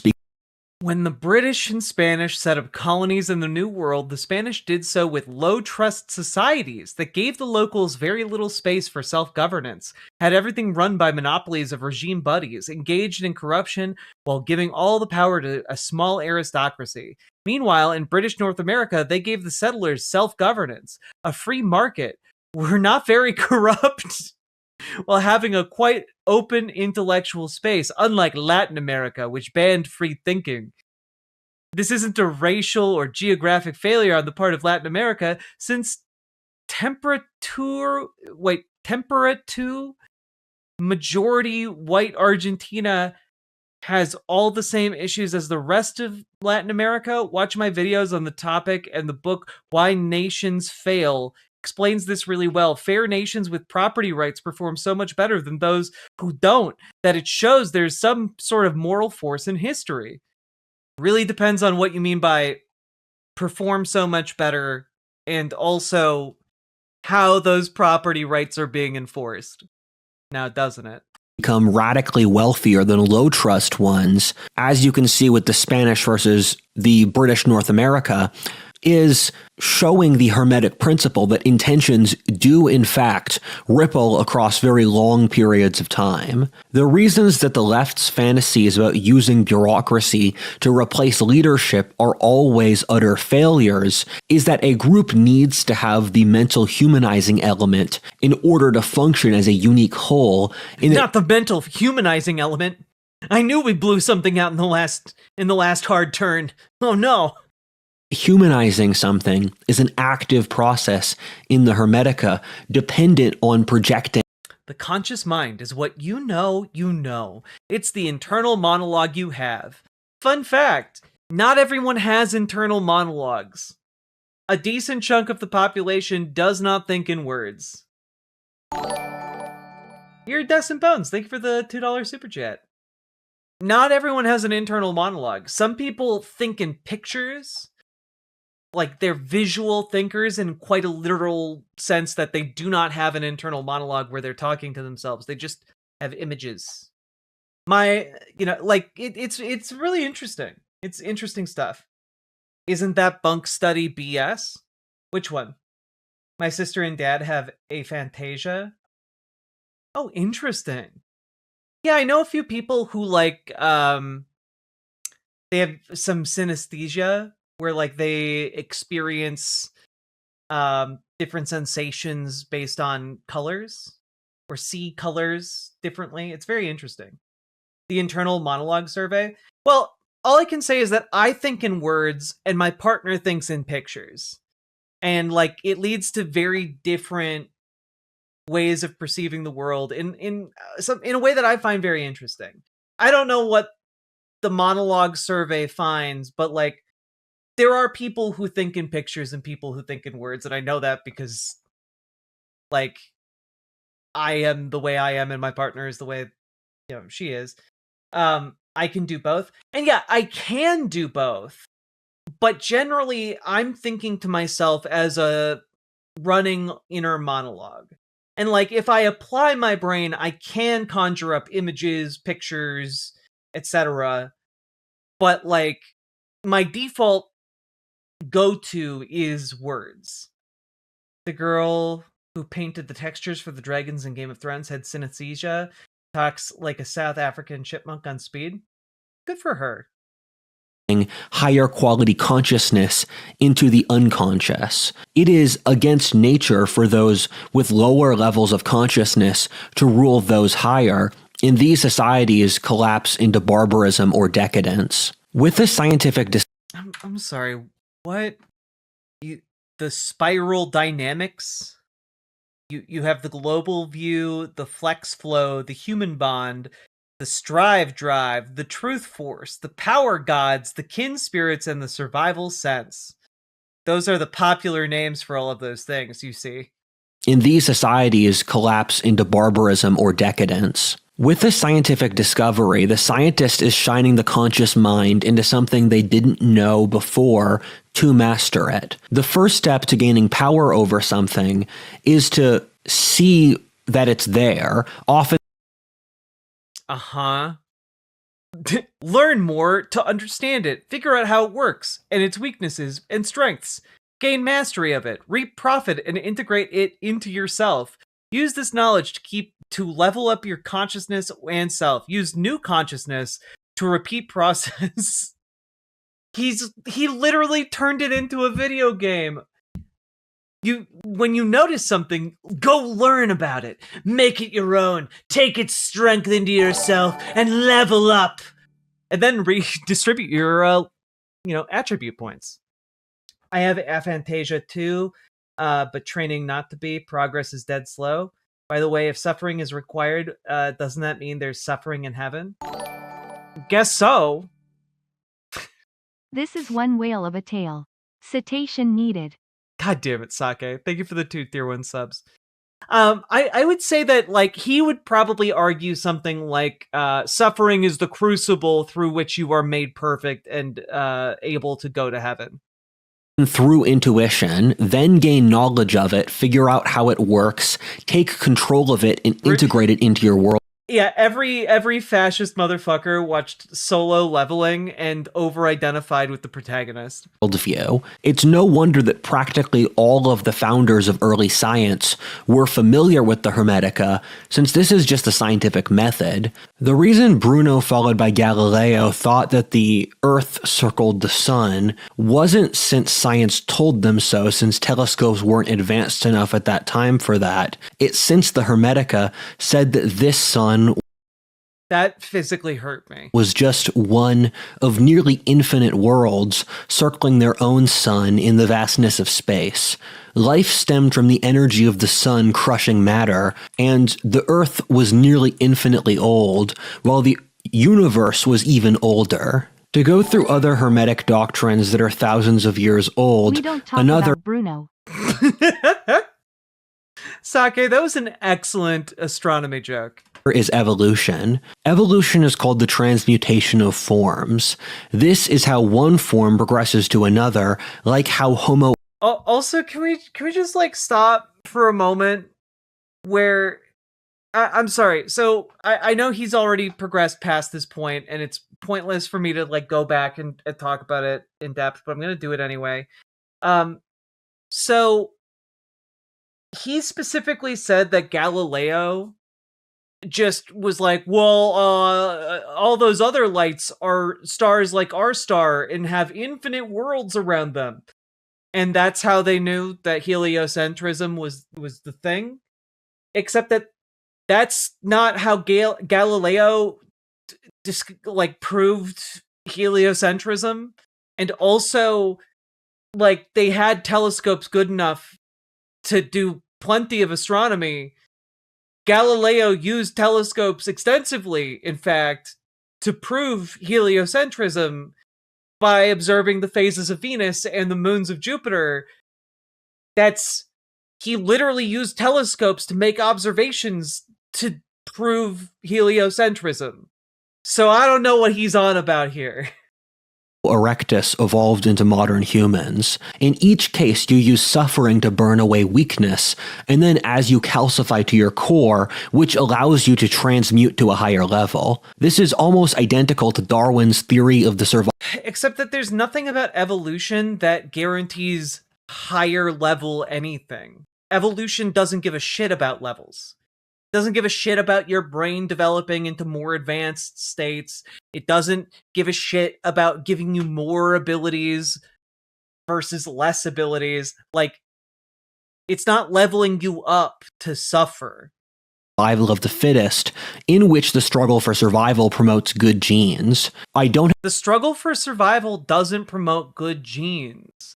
It promotes genes in a given, like, line of creatures that are perhaps more able to survive. The purpose of evolution doesn't have a purpose. It's just a purposeless process that we experience over generations. All it does is exist to perpetuate the life form or the lineage, I guess. And like natural selection is just, hey, which of these creatures is more likely to survive and pass on their genes, and over time, that's it. Like, this doesn't promote good genes. In some cases, it can promote bad ones or useless ones, ones that become incredibly negative in certain contexts. And true, the only thing guaranteed by evolution is crab. Crabs are the only thing. Perhaps one day we may be blessed with the form of crab once more. Have evidence Darwin was influenced by the Hermetica, but these sort of ideas Also, that is probably the plot of the next FromSoft game, so. were in wide circulation in 19th century Europe, so it's not unimaginable. However, Hermeticism does have an element missing in current evolutionary theory. Survival of the good enough somewhere. I heard survival of the good enough somewhere, and I like that one. I like that one a lot. I think that conveys more the spirit of what evolution is. There have been doubts among many authors for centuries how in Darwin's worldview there is space for the selecting of genes, but not how the mutations themselves are generated. Furthermore, What are you talking about? Mutations happen via a wide variety of processes. Life seems to have very clear archetypal patterns where societies on the other side of the world have so many cultural similarities. How crabs... Well, it's largely because societies on the other side of the world still have, the same fundamental needs as societies on this side of the world. And so, like, those same fundamental needs create similar patterns in different societies. Have evolved from convergent evolution many times over.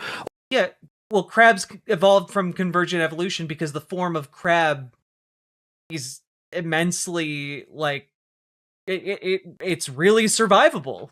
That's why it keeps forming. Or how insects, mammals, reptiles, and birds have all independently evolved to fly. Furthermore, how anyone evolves to fly seems pretty difficult just by chance. Well, yeah, it is pretty difficult just by chance. That's why not every creature can fly. It's a difficult thing to do, but when you are incentivized via various natural processes to develop that ability, and your environment facilitates it, then guess what? Some of those creatures are gonna wind up having the ability to fly one day on a long enough time scale. Modern science cannot deal with how staggeringly improbable life in the universe itself is. No, actually, we can. There's an entire thing about it. There's an entire question about, are we alone in the universe? Is it so improbable in our universe that life exists? And the answer could very well be yes, due to a variety of, great filters that we were able to pass through. But science is able to reckon with improbability and has in fact answered the questions you are posing as if they are new, novel, and deep. And I know that new and novel mean the same thing, but I said both of them anyway because I wanted to say three things. The coincidences line up for the Earth having the exact right amount of oxygen or temperature or gravity. I'm sorry, did he just use stock footage of a bird taking a shit? Life in the universe itself is. How all the coincidences line up for the Earth having the exact right amount. God damn it, he did. He used stock footage of that bird right back there taking a shit. Of oxygen or temperature or gravity, where the slightest deviation in any of these would mean life never evolved. But it did, and we humans are here. Why does the universe even exist at all? At its core, I don't know. It's also fine to just not know things sometimes. Hermetica is a way to integrate the evolutionary process into the divine. In it, it's our moral duty to learn and grow in order to be able to become more like God. The Hermetica is focused on increasing life charge, or the power of evolution, and increasing life charge? We're learning a new mechanic? I'm too old for this. It needs another religion to counterbalance it in other elements like social life or moral value. Evolution isn't the religion. What are you talking about? Yeah, we're just word salad. Those who don't grow get crushed by those who do, since life itself is trying to grow. Life uses consciousness to expedite the speed of its growth faster than would occur otherwise. Thus, the growth of consciousness will prioritize your position in evolution, which is why high consciousness peoples like humans can beat other apes or mammals. Alternately, What are you talking about? We, as human beings, I'm going to say something potentially controversial. We don't necessarily have a higher consciousness than, like, apes or monkeys or what have you. We just have greater intellect. We have greater awareness, perhaps. But, like, we don't know for certain if their consciousness is exactly the same as ours, or like just very similar, or we just don't know. But what's interesting to me is that, like, we beat other apes and mammals with our higher level of consciousness, and it's like, no, we beat them because we're smart and we use better tools. Like, if you try and step to a gorilla in the wilderness, it's gonna rip you in half. So, and we're smart enough to know that, so we don't do that. Like, we use our massive brains to say, maybe I shan't unless I have 100 of my fellow compatriots or weapons, or perhaps some kind of elaborate scheme to bamboozle the gorilla into a trap with bananas. Or perhaps we are bipedal lizard creatures who have seen the ape's banana hoard from afar and have decided to take it for our own. For we need the golden banana to power our grand experiments with nefarious evil-doing deeds. Europeans conquered the world with science and Christianity. In the Hermetica, the Earth is a living, breathing organism called the Anima Mundi. I read about that creature in D&D. It's pretty cool. Y'all should throw an Anima Mundi in your game. It's honestly genuinely really cool. Would recommend.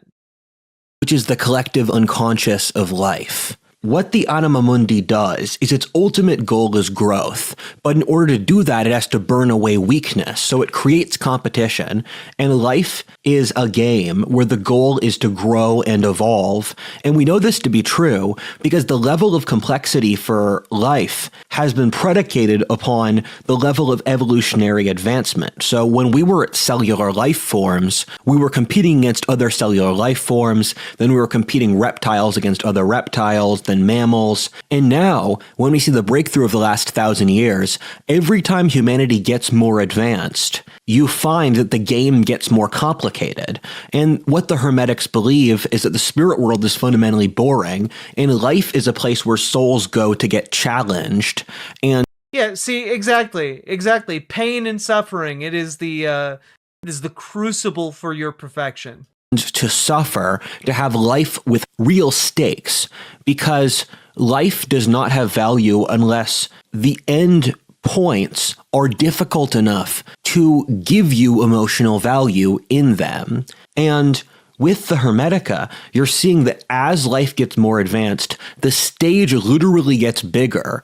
So millions of years ago, there was a point when life's biggest challenge was moving from the sea into the land as amphibians, and it's just gotten crazier ever since. In the Hermetica, there's both upwards and downwards evolution, in that you can either evolve to higher levels by dealing with dark things like war or chaos or competition to burn away suffering. At the same time, people have also been able to reach above to the divine, where you can see with figures like Socrates, Buddha, or Martin Luther. The divine means the pure and transcendent. So I don't mean this in a purely religious level, although other societies in history would interpret it this way. An example of the transcendent could be the technological advancement of modernity as compared to the earlier society, where we brought something new into the world that did not exist before. In the Hermetica, there is no barrier between science, religion, and mysticism. This was the culture that early science was developed in,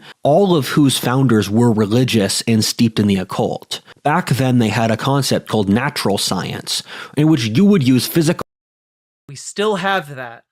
science and the study of the outside world to level up your consciousness towards God. Natural science was a Hermetic concept that died in the 17th century, and the division between science and It hasn't died. We just use it to mean, in a non-spiritual sense, the study of the natural world. That's it. religion that occurred since has become a civilizational. You know, just so that I can remain sane for a moment, this is a monster that I really, really, really want to use in D&D one day. It's called Genus Loci, and it's basically a planet-sized ooze that is a planet. Like, you can literally turn an entire planet into an encounter. Like, what a fucking cool concept to throw into a D&D game. Love it. Like the Fifth Element. It's like the entire planet is a creature and has the capacity to be aware of you specifically as a group of players, and can move and take action in order to defend itself. It's very cool. Disaster. What this means is that That'd be great in Spelljammer. I was thinking of throwing it into a potential Spelljammer game. And, like, kind of introducing the concept of it as the players get more and more involved. Specifically, I was thinking of tying it into some kind of, like, ooze-based campaign where, like, periodically the players encounter genus loci of varying sizes, but always that are relatively manageably sized, you know? And only to have like the final encounter be like, I don't know, the planet they've been adventuring on the entire time is actually alive and now wants to kill them. You know, I think it'd be really, really fun. Run it and stream it, please. I don't know if I would stream it, but we'll see. Ego the Living Planet, kind of. Like a Brethren Moon, kind of, yeah. downwards evolution is survival of the fittest. Upwards is a nation having a genius which causes a breakthrough. Then their people, if sufficiently respectful, try to follow their teachings, which then degenerate over time. This is why empires are their strongest on their rise, or religions degenerate centuries after their original prophet, requiring future reformations to stay vigorous. The Hermetica is the manliest philosophy in this regard, since morality requires constant struggle and overcoming of chaos. Let's look more at the Hermetic evolutionary process, since I think inside it is something very important. Part 4. Follow the process. I know this video is already too long, but I think it's worthwhile given the complexity and depth of the topic. A crazy element is I'm not even doing the Hermetica justice here. I'm not talking about the 7 planetary gods, which we can still see in our days of the week now, stemming from the Norse pagan versions of the Hermetica, since Odin is another name for Hermes Trismegistus. To go through the week, you have Sunday or the sun, Monday or the moon, Tuesday for Tyr, the Norse version of Mars, the god of war, followed by Wednesday for Wodan, also known by Odin, king of the gods, who is a form of Mercury, then Thursday for Thor, the thunder god, Friday for Freya, the Norse Isis or fertility goddess, and then Saturday for Saturn, the god of entropy and boundaries. For a Hermetic, these all have symbolic meanings as underlying... Yeah, you know, Saturn. The Norse god Saturn. Principles which operate across reality. The reason that our days of the week are named after them is they were seen as a very fundamental part of the world and culture by our ancestors. Another thing to keep in mind is that Germans under Odin and the Celts, who were ruled by a variation of the same god named Lug, are the only peoples on Earth which made Hermes Trismegistus their king. Oh, God. Okay. All right. We're getting into genuinely happy science territory. Happy science, spirit science shit. Because this is Hermes Trismegistus is one of those historical figures that is just revered as, like, in woo circles. Like, it just crazy how often Hermes Trismegistus turns up. Since that archetype also combines warrior or king roles with Hermes' sage elements. This was also in pagan times before real contact with classical civilization, which suggests something... The Norse root for cleaning and bathing Saturday is Laugardag, bathing day. Laugardag!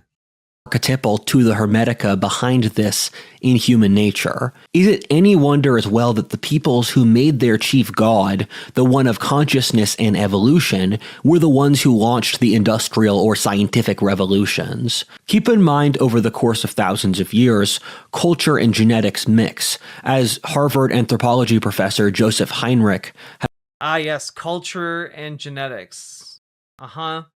has spoken it very cogently. This Northwest European creativity and openness are traits they have cultivated for thousands of years. You also have 3 sorts of archetypes of Hermeticism, which I split... I'm sorry, wait, just real quick. Joseph Heinrich? I'm reminded of a book part of the Star Wars Galaxy of Fear series that had a murder mystery and the culprit was the planet itself eating people. That's so cool. how culture drove human evolution.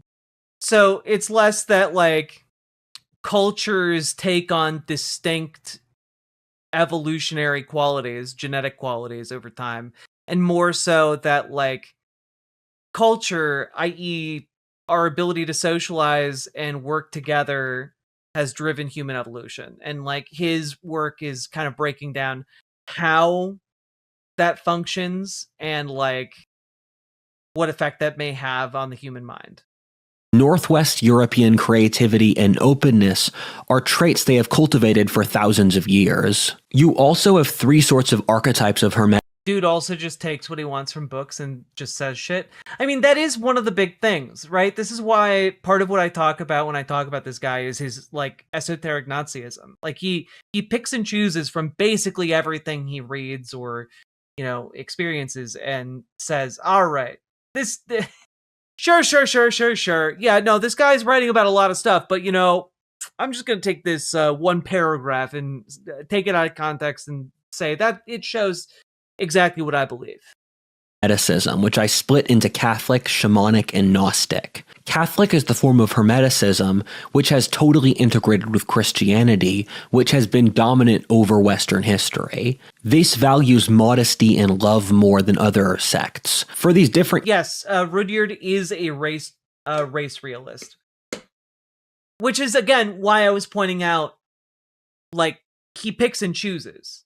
You know, I'm reading about this guy, I don't, like, Joseph Heinrich doesn't seem like a bad egg. It seems like, you know, for example, he wrote about an issue with choosing folks for psychological studies, and talks about how the most commonly tapped people for psychological and behavioral research tend to be Western, educated, industrialized, rich, and democratic, which could lead to skewing of the data, which is a valid concern.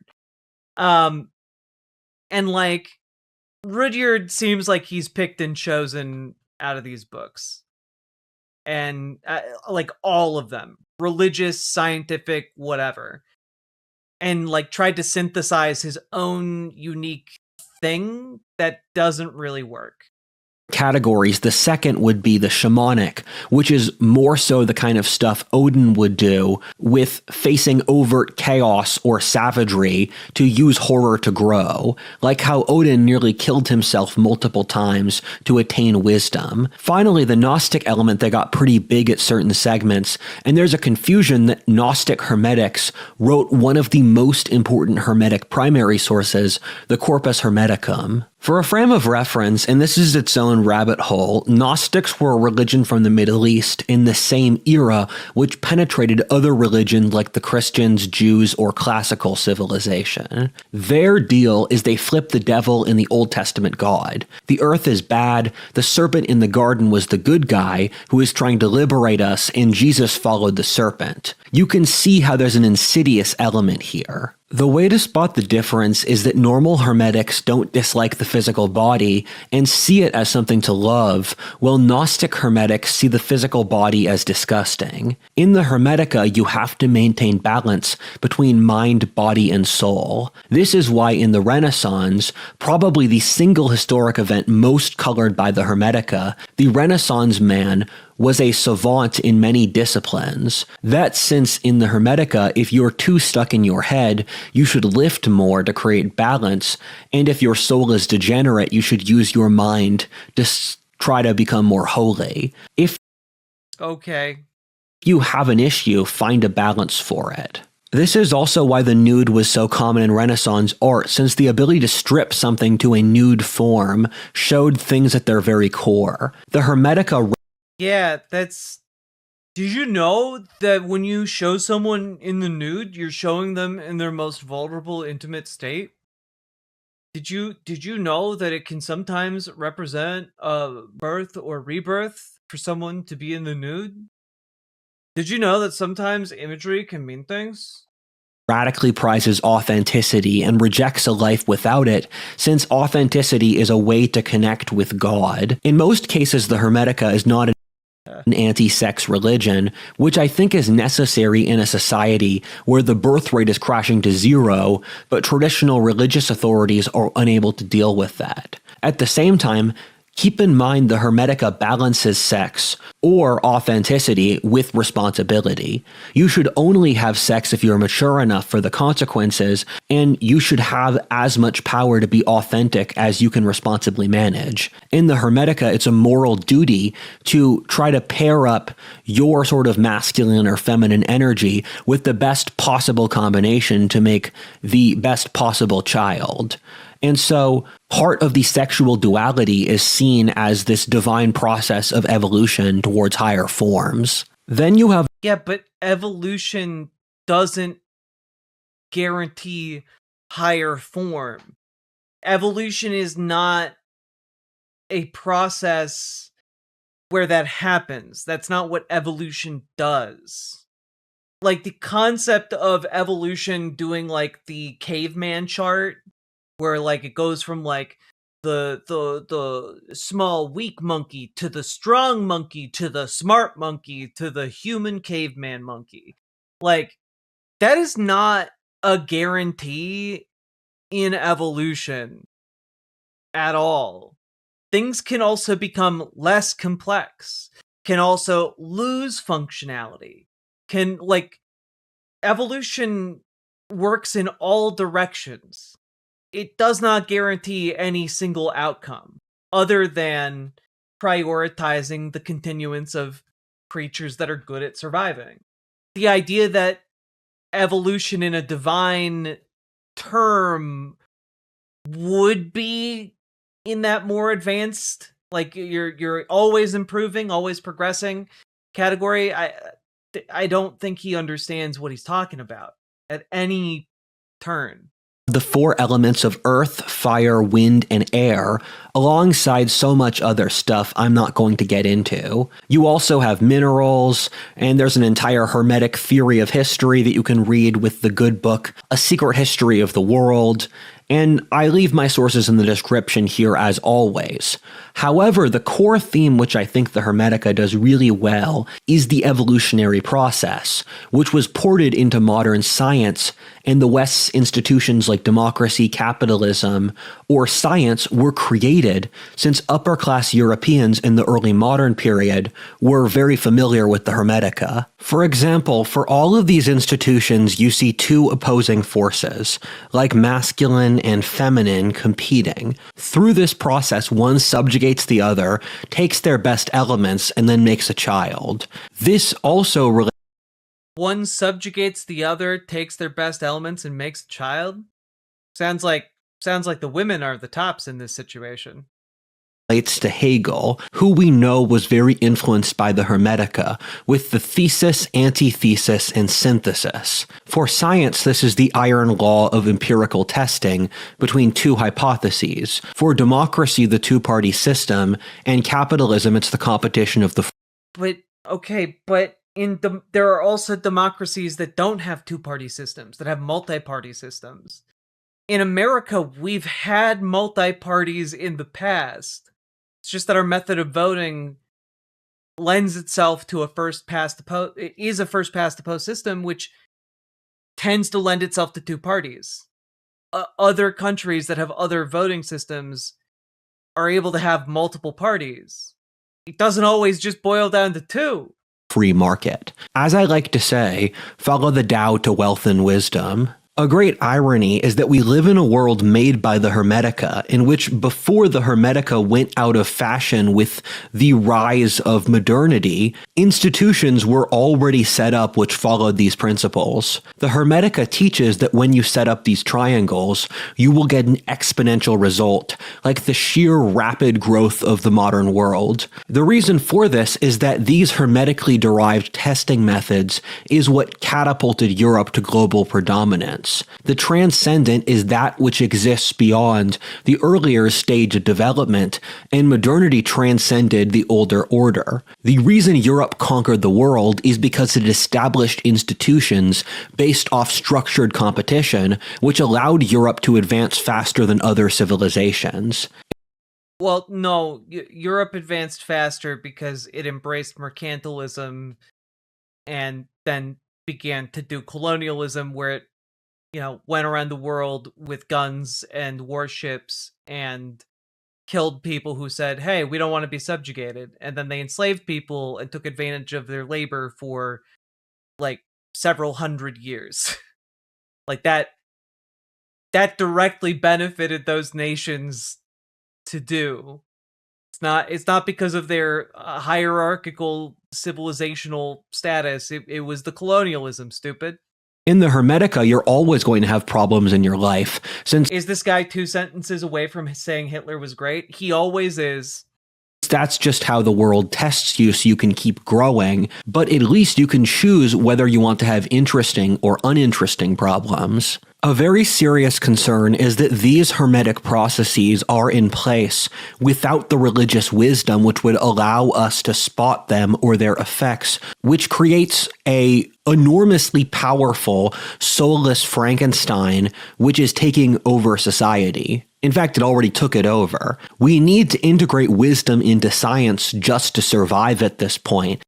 What does that mean? I want you to we need to integrate wisdom into science. What does that mean? What does that look like? To me, it just sounds like yapping. It just sounds like you're just saying words without actually knowing what you mean at all. As an existential threat, even as science will grow more powerful in the future. In the Hermetica, if you do not take responsibility for the Of course, I had forgotten already that he had said that nasty redacted. The guy who thinks monarchs get paid more than peasants because they work very hard also thinks that. Keep in mind, this guy did go on Balaji Srinivasan's podcast recently, and that's the guy who did who wrote about the network state. And he genuinely just is regurgitating a lot of network state talking points in order to justify what he's saying here. Because again, in the network state, they believe that the technocrats deserve to rule because they work so much harder and more efficiently than we, the provincial peasants of the working world, are able to achieve.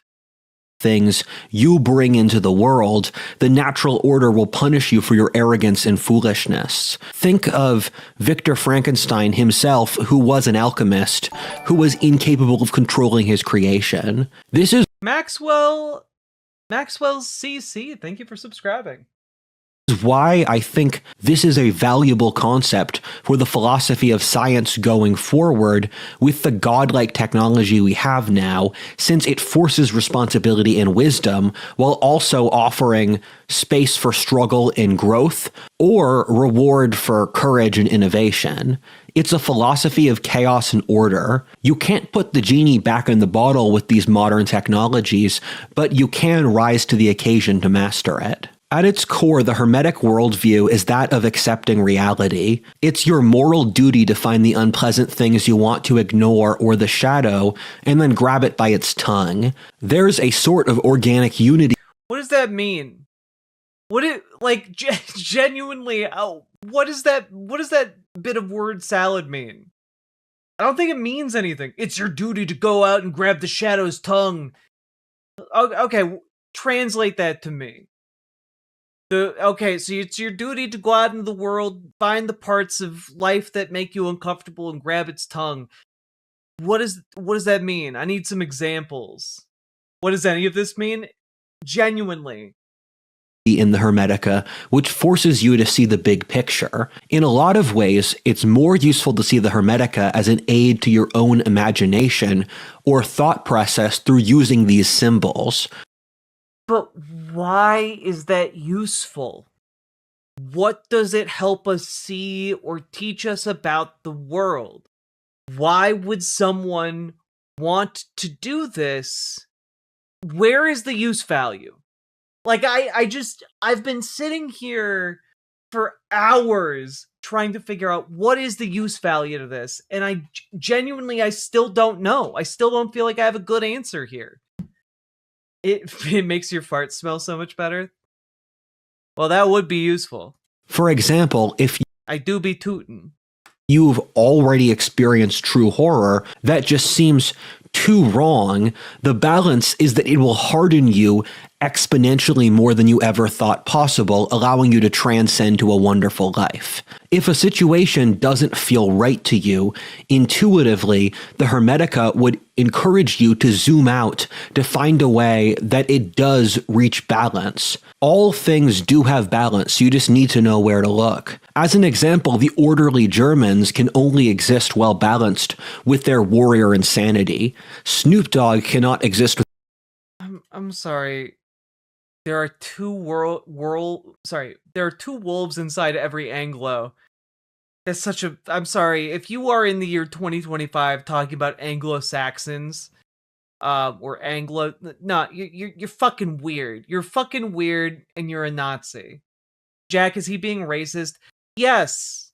People, like, I'm sorry. If you're in 2025 talking about Anglo-Saxon ethnicity and what's inside every Anglo-Saxon, like, nah, you racist. that the duality of weed. I'm sorry, but I had to.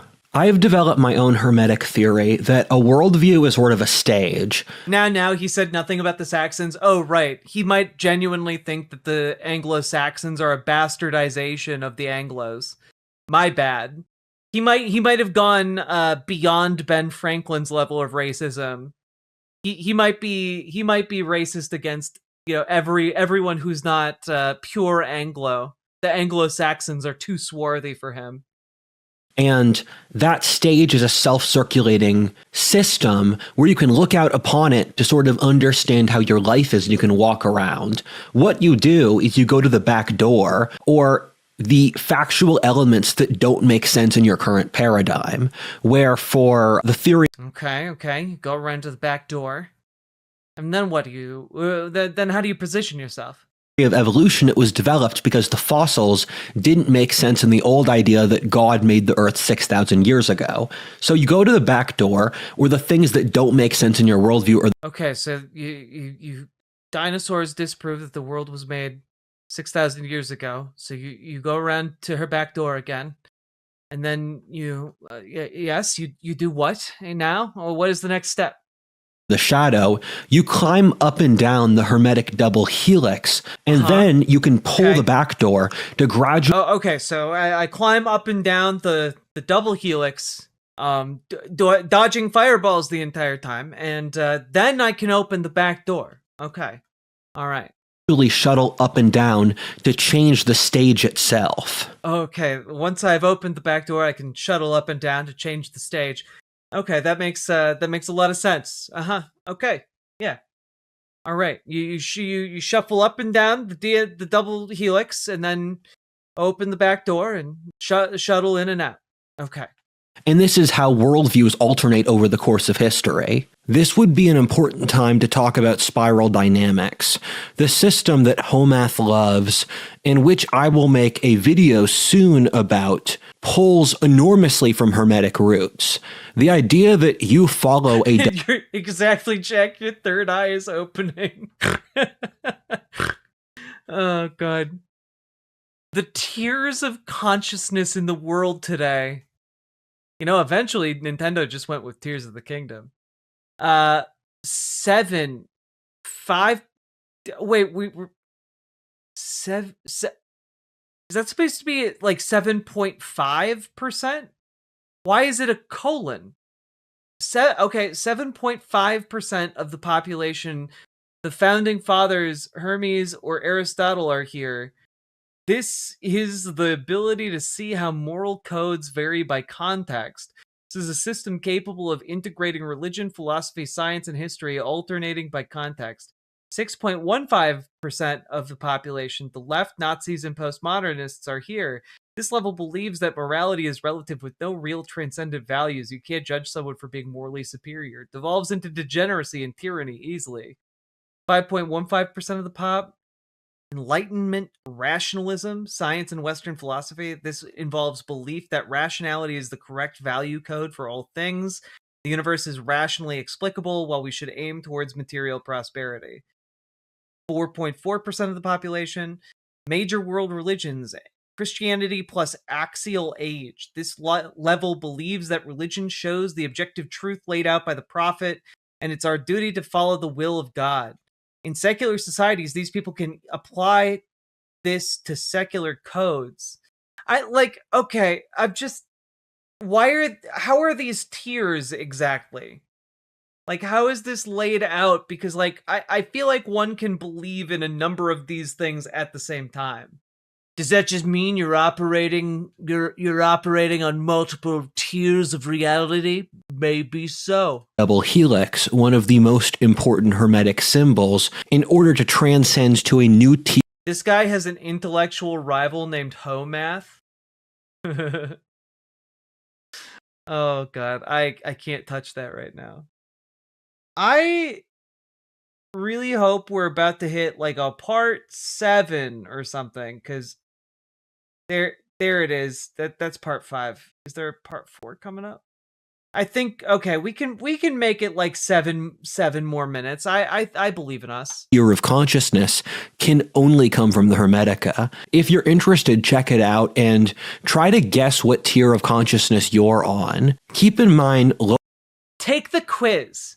Take the quiz and find out which tier of consciousness you're on. You're like such a 6.15%.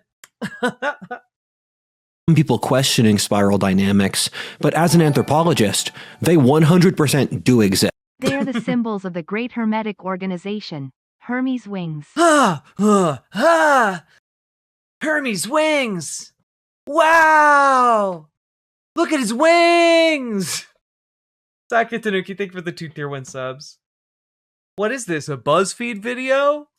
You could move around or argue about the definitions for each tier, but the world does not make sense without spiral dynamics, and it explains why you see so many— Yeah, I played Elden Ring's DLC. I understand the importance of the spiral. —issues between conservatives and progressives, or immigrants trying to move into more— You know, spiral dynamics, V memes. I don't know how the spiral relates to the colors you have on screen. I'm not reading all that. —advanced Western countries. To see this sort of evolutionary process, let's look at the US dollar. The eye of perception is the first step, which comes from intuition and facing things you don't understand. For me, it was the realization that the things the regime said did not match up with the reality I saw before me or the things I read in books. What regime? What regime are you talking about, man? Like, he's just gonna be like, oh yeah, you know, the regime that we all live under, you know, unless you don't, in which case you're not as enlightened as I am. Alternately, an explorer noticing that there must be a land to the west due to seeing so many logs or birds in the open ocean. This person then decides to enter into chaos and try to understand the thing he doesn't. This is the point where Peterson got really influenced by the Hermetica, which he definitely did, where he was the person who actually introduced me to the Hermetica, to clean your room being a very tamed down version of this ethic. Scientific innovations and cultural breakthroughs are almost always generated by a flash of intuition that occurs in a second after exploring some new topic or drawing connections you didn't notice before. It doesn't occur through sort of rationally trying to figure something out, to force yourself to be creative, where creativity comes when you slow down and allow the sort of muses, as the Greeks said, to flow through you. It's pulling from higher levels of consciousness than you are now, and very few— This is all, again, just all so much nonsense. God. People in a given society are operating at the edges of consciousness in a useful way, where the deeper you go into human nature, the greater the degree of profundity, where only a handful of people in a society are capable of developing things that can relate to the entire human or living condition. Some people can make art or culture that reflects a nation, others just people in their vicinity. And you need to go to the edges of human consciousness to find this stuff, and that can come through— That doesn't mean anything, man.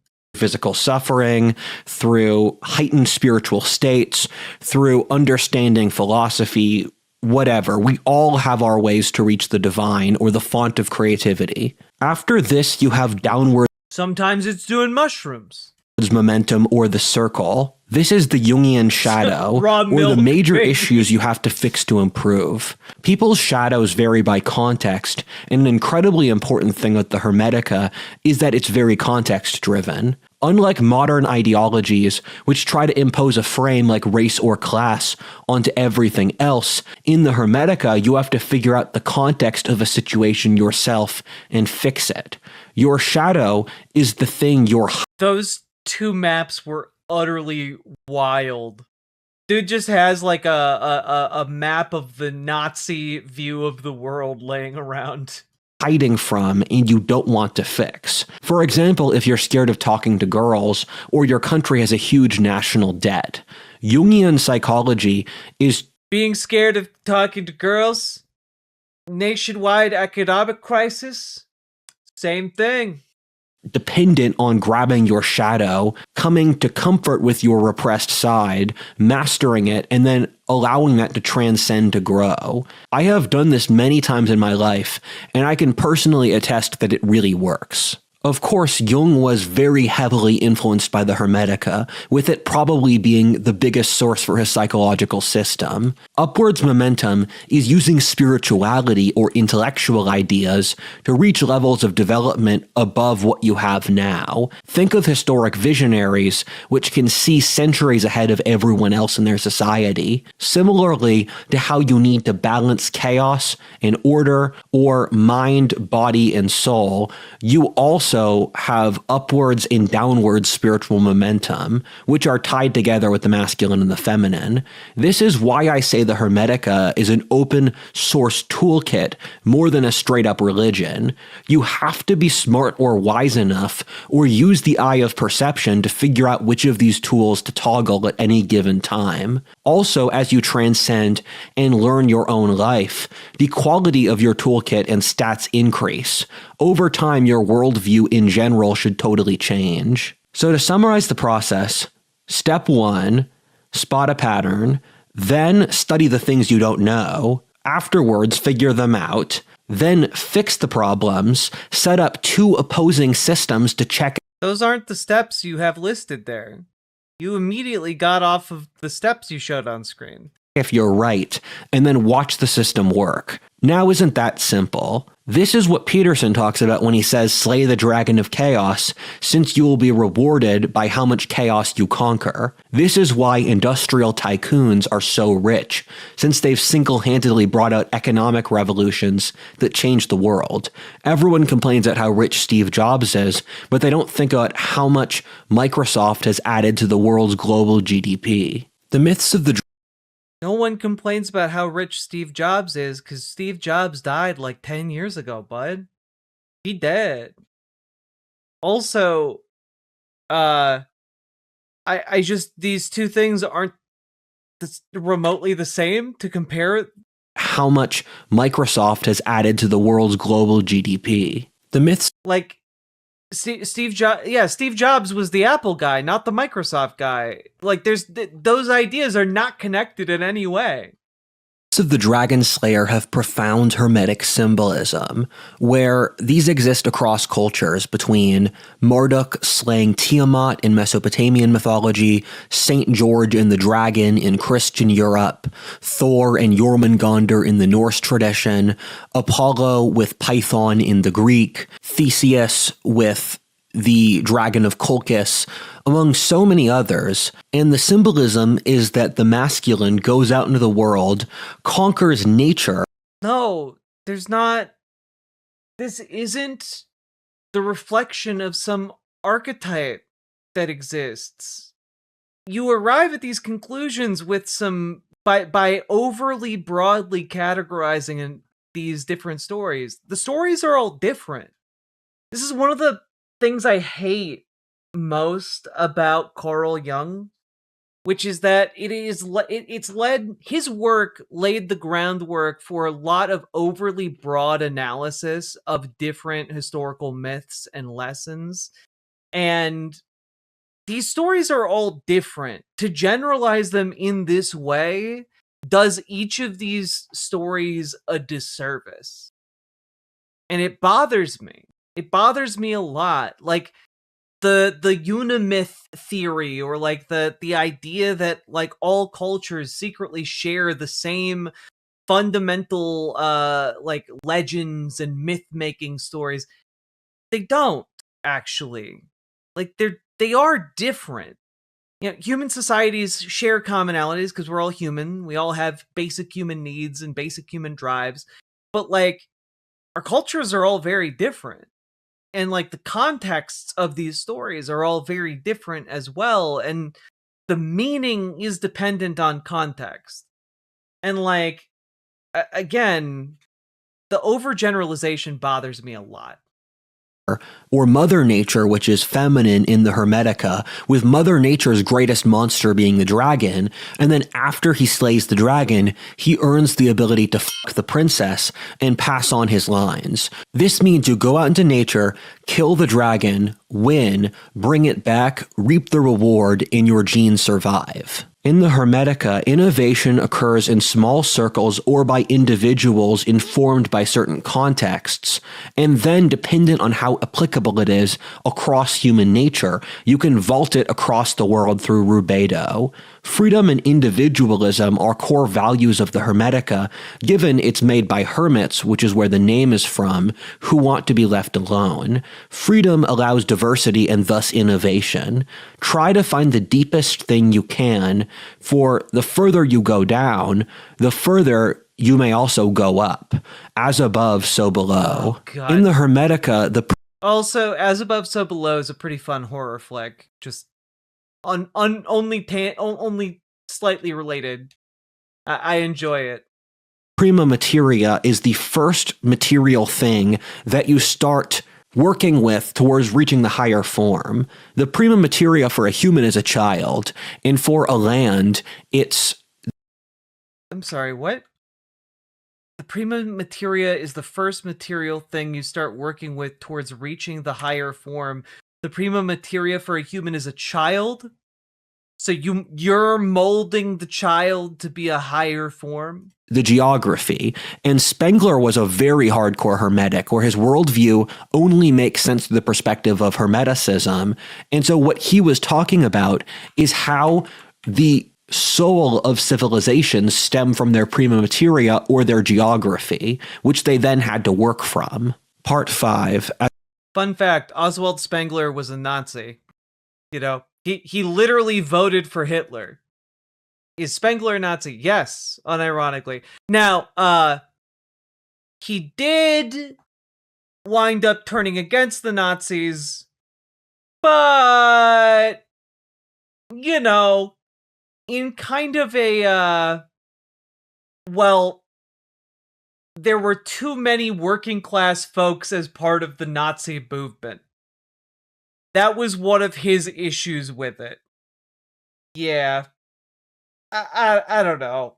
I think he's not a great dude. As it always was. There's this meme with two... He also, again, prior to the Nazi rise to power, was kind of laying the groundwork for it.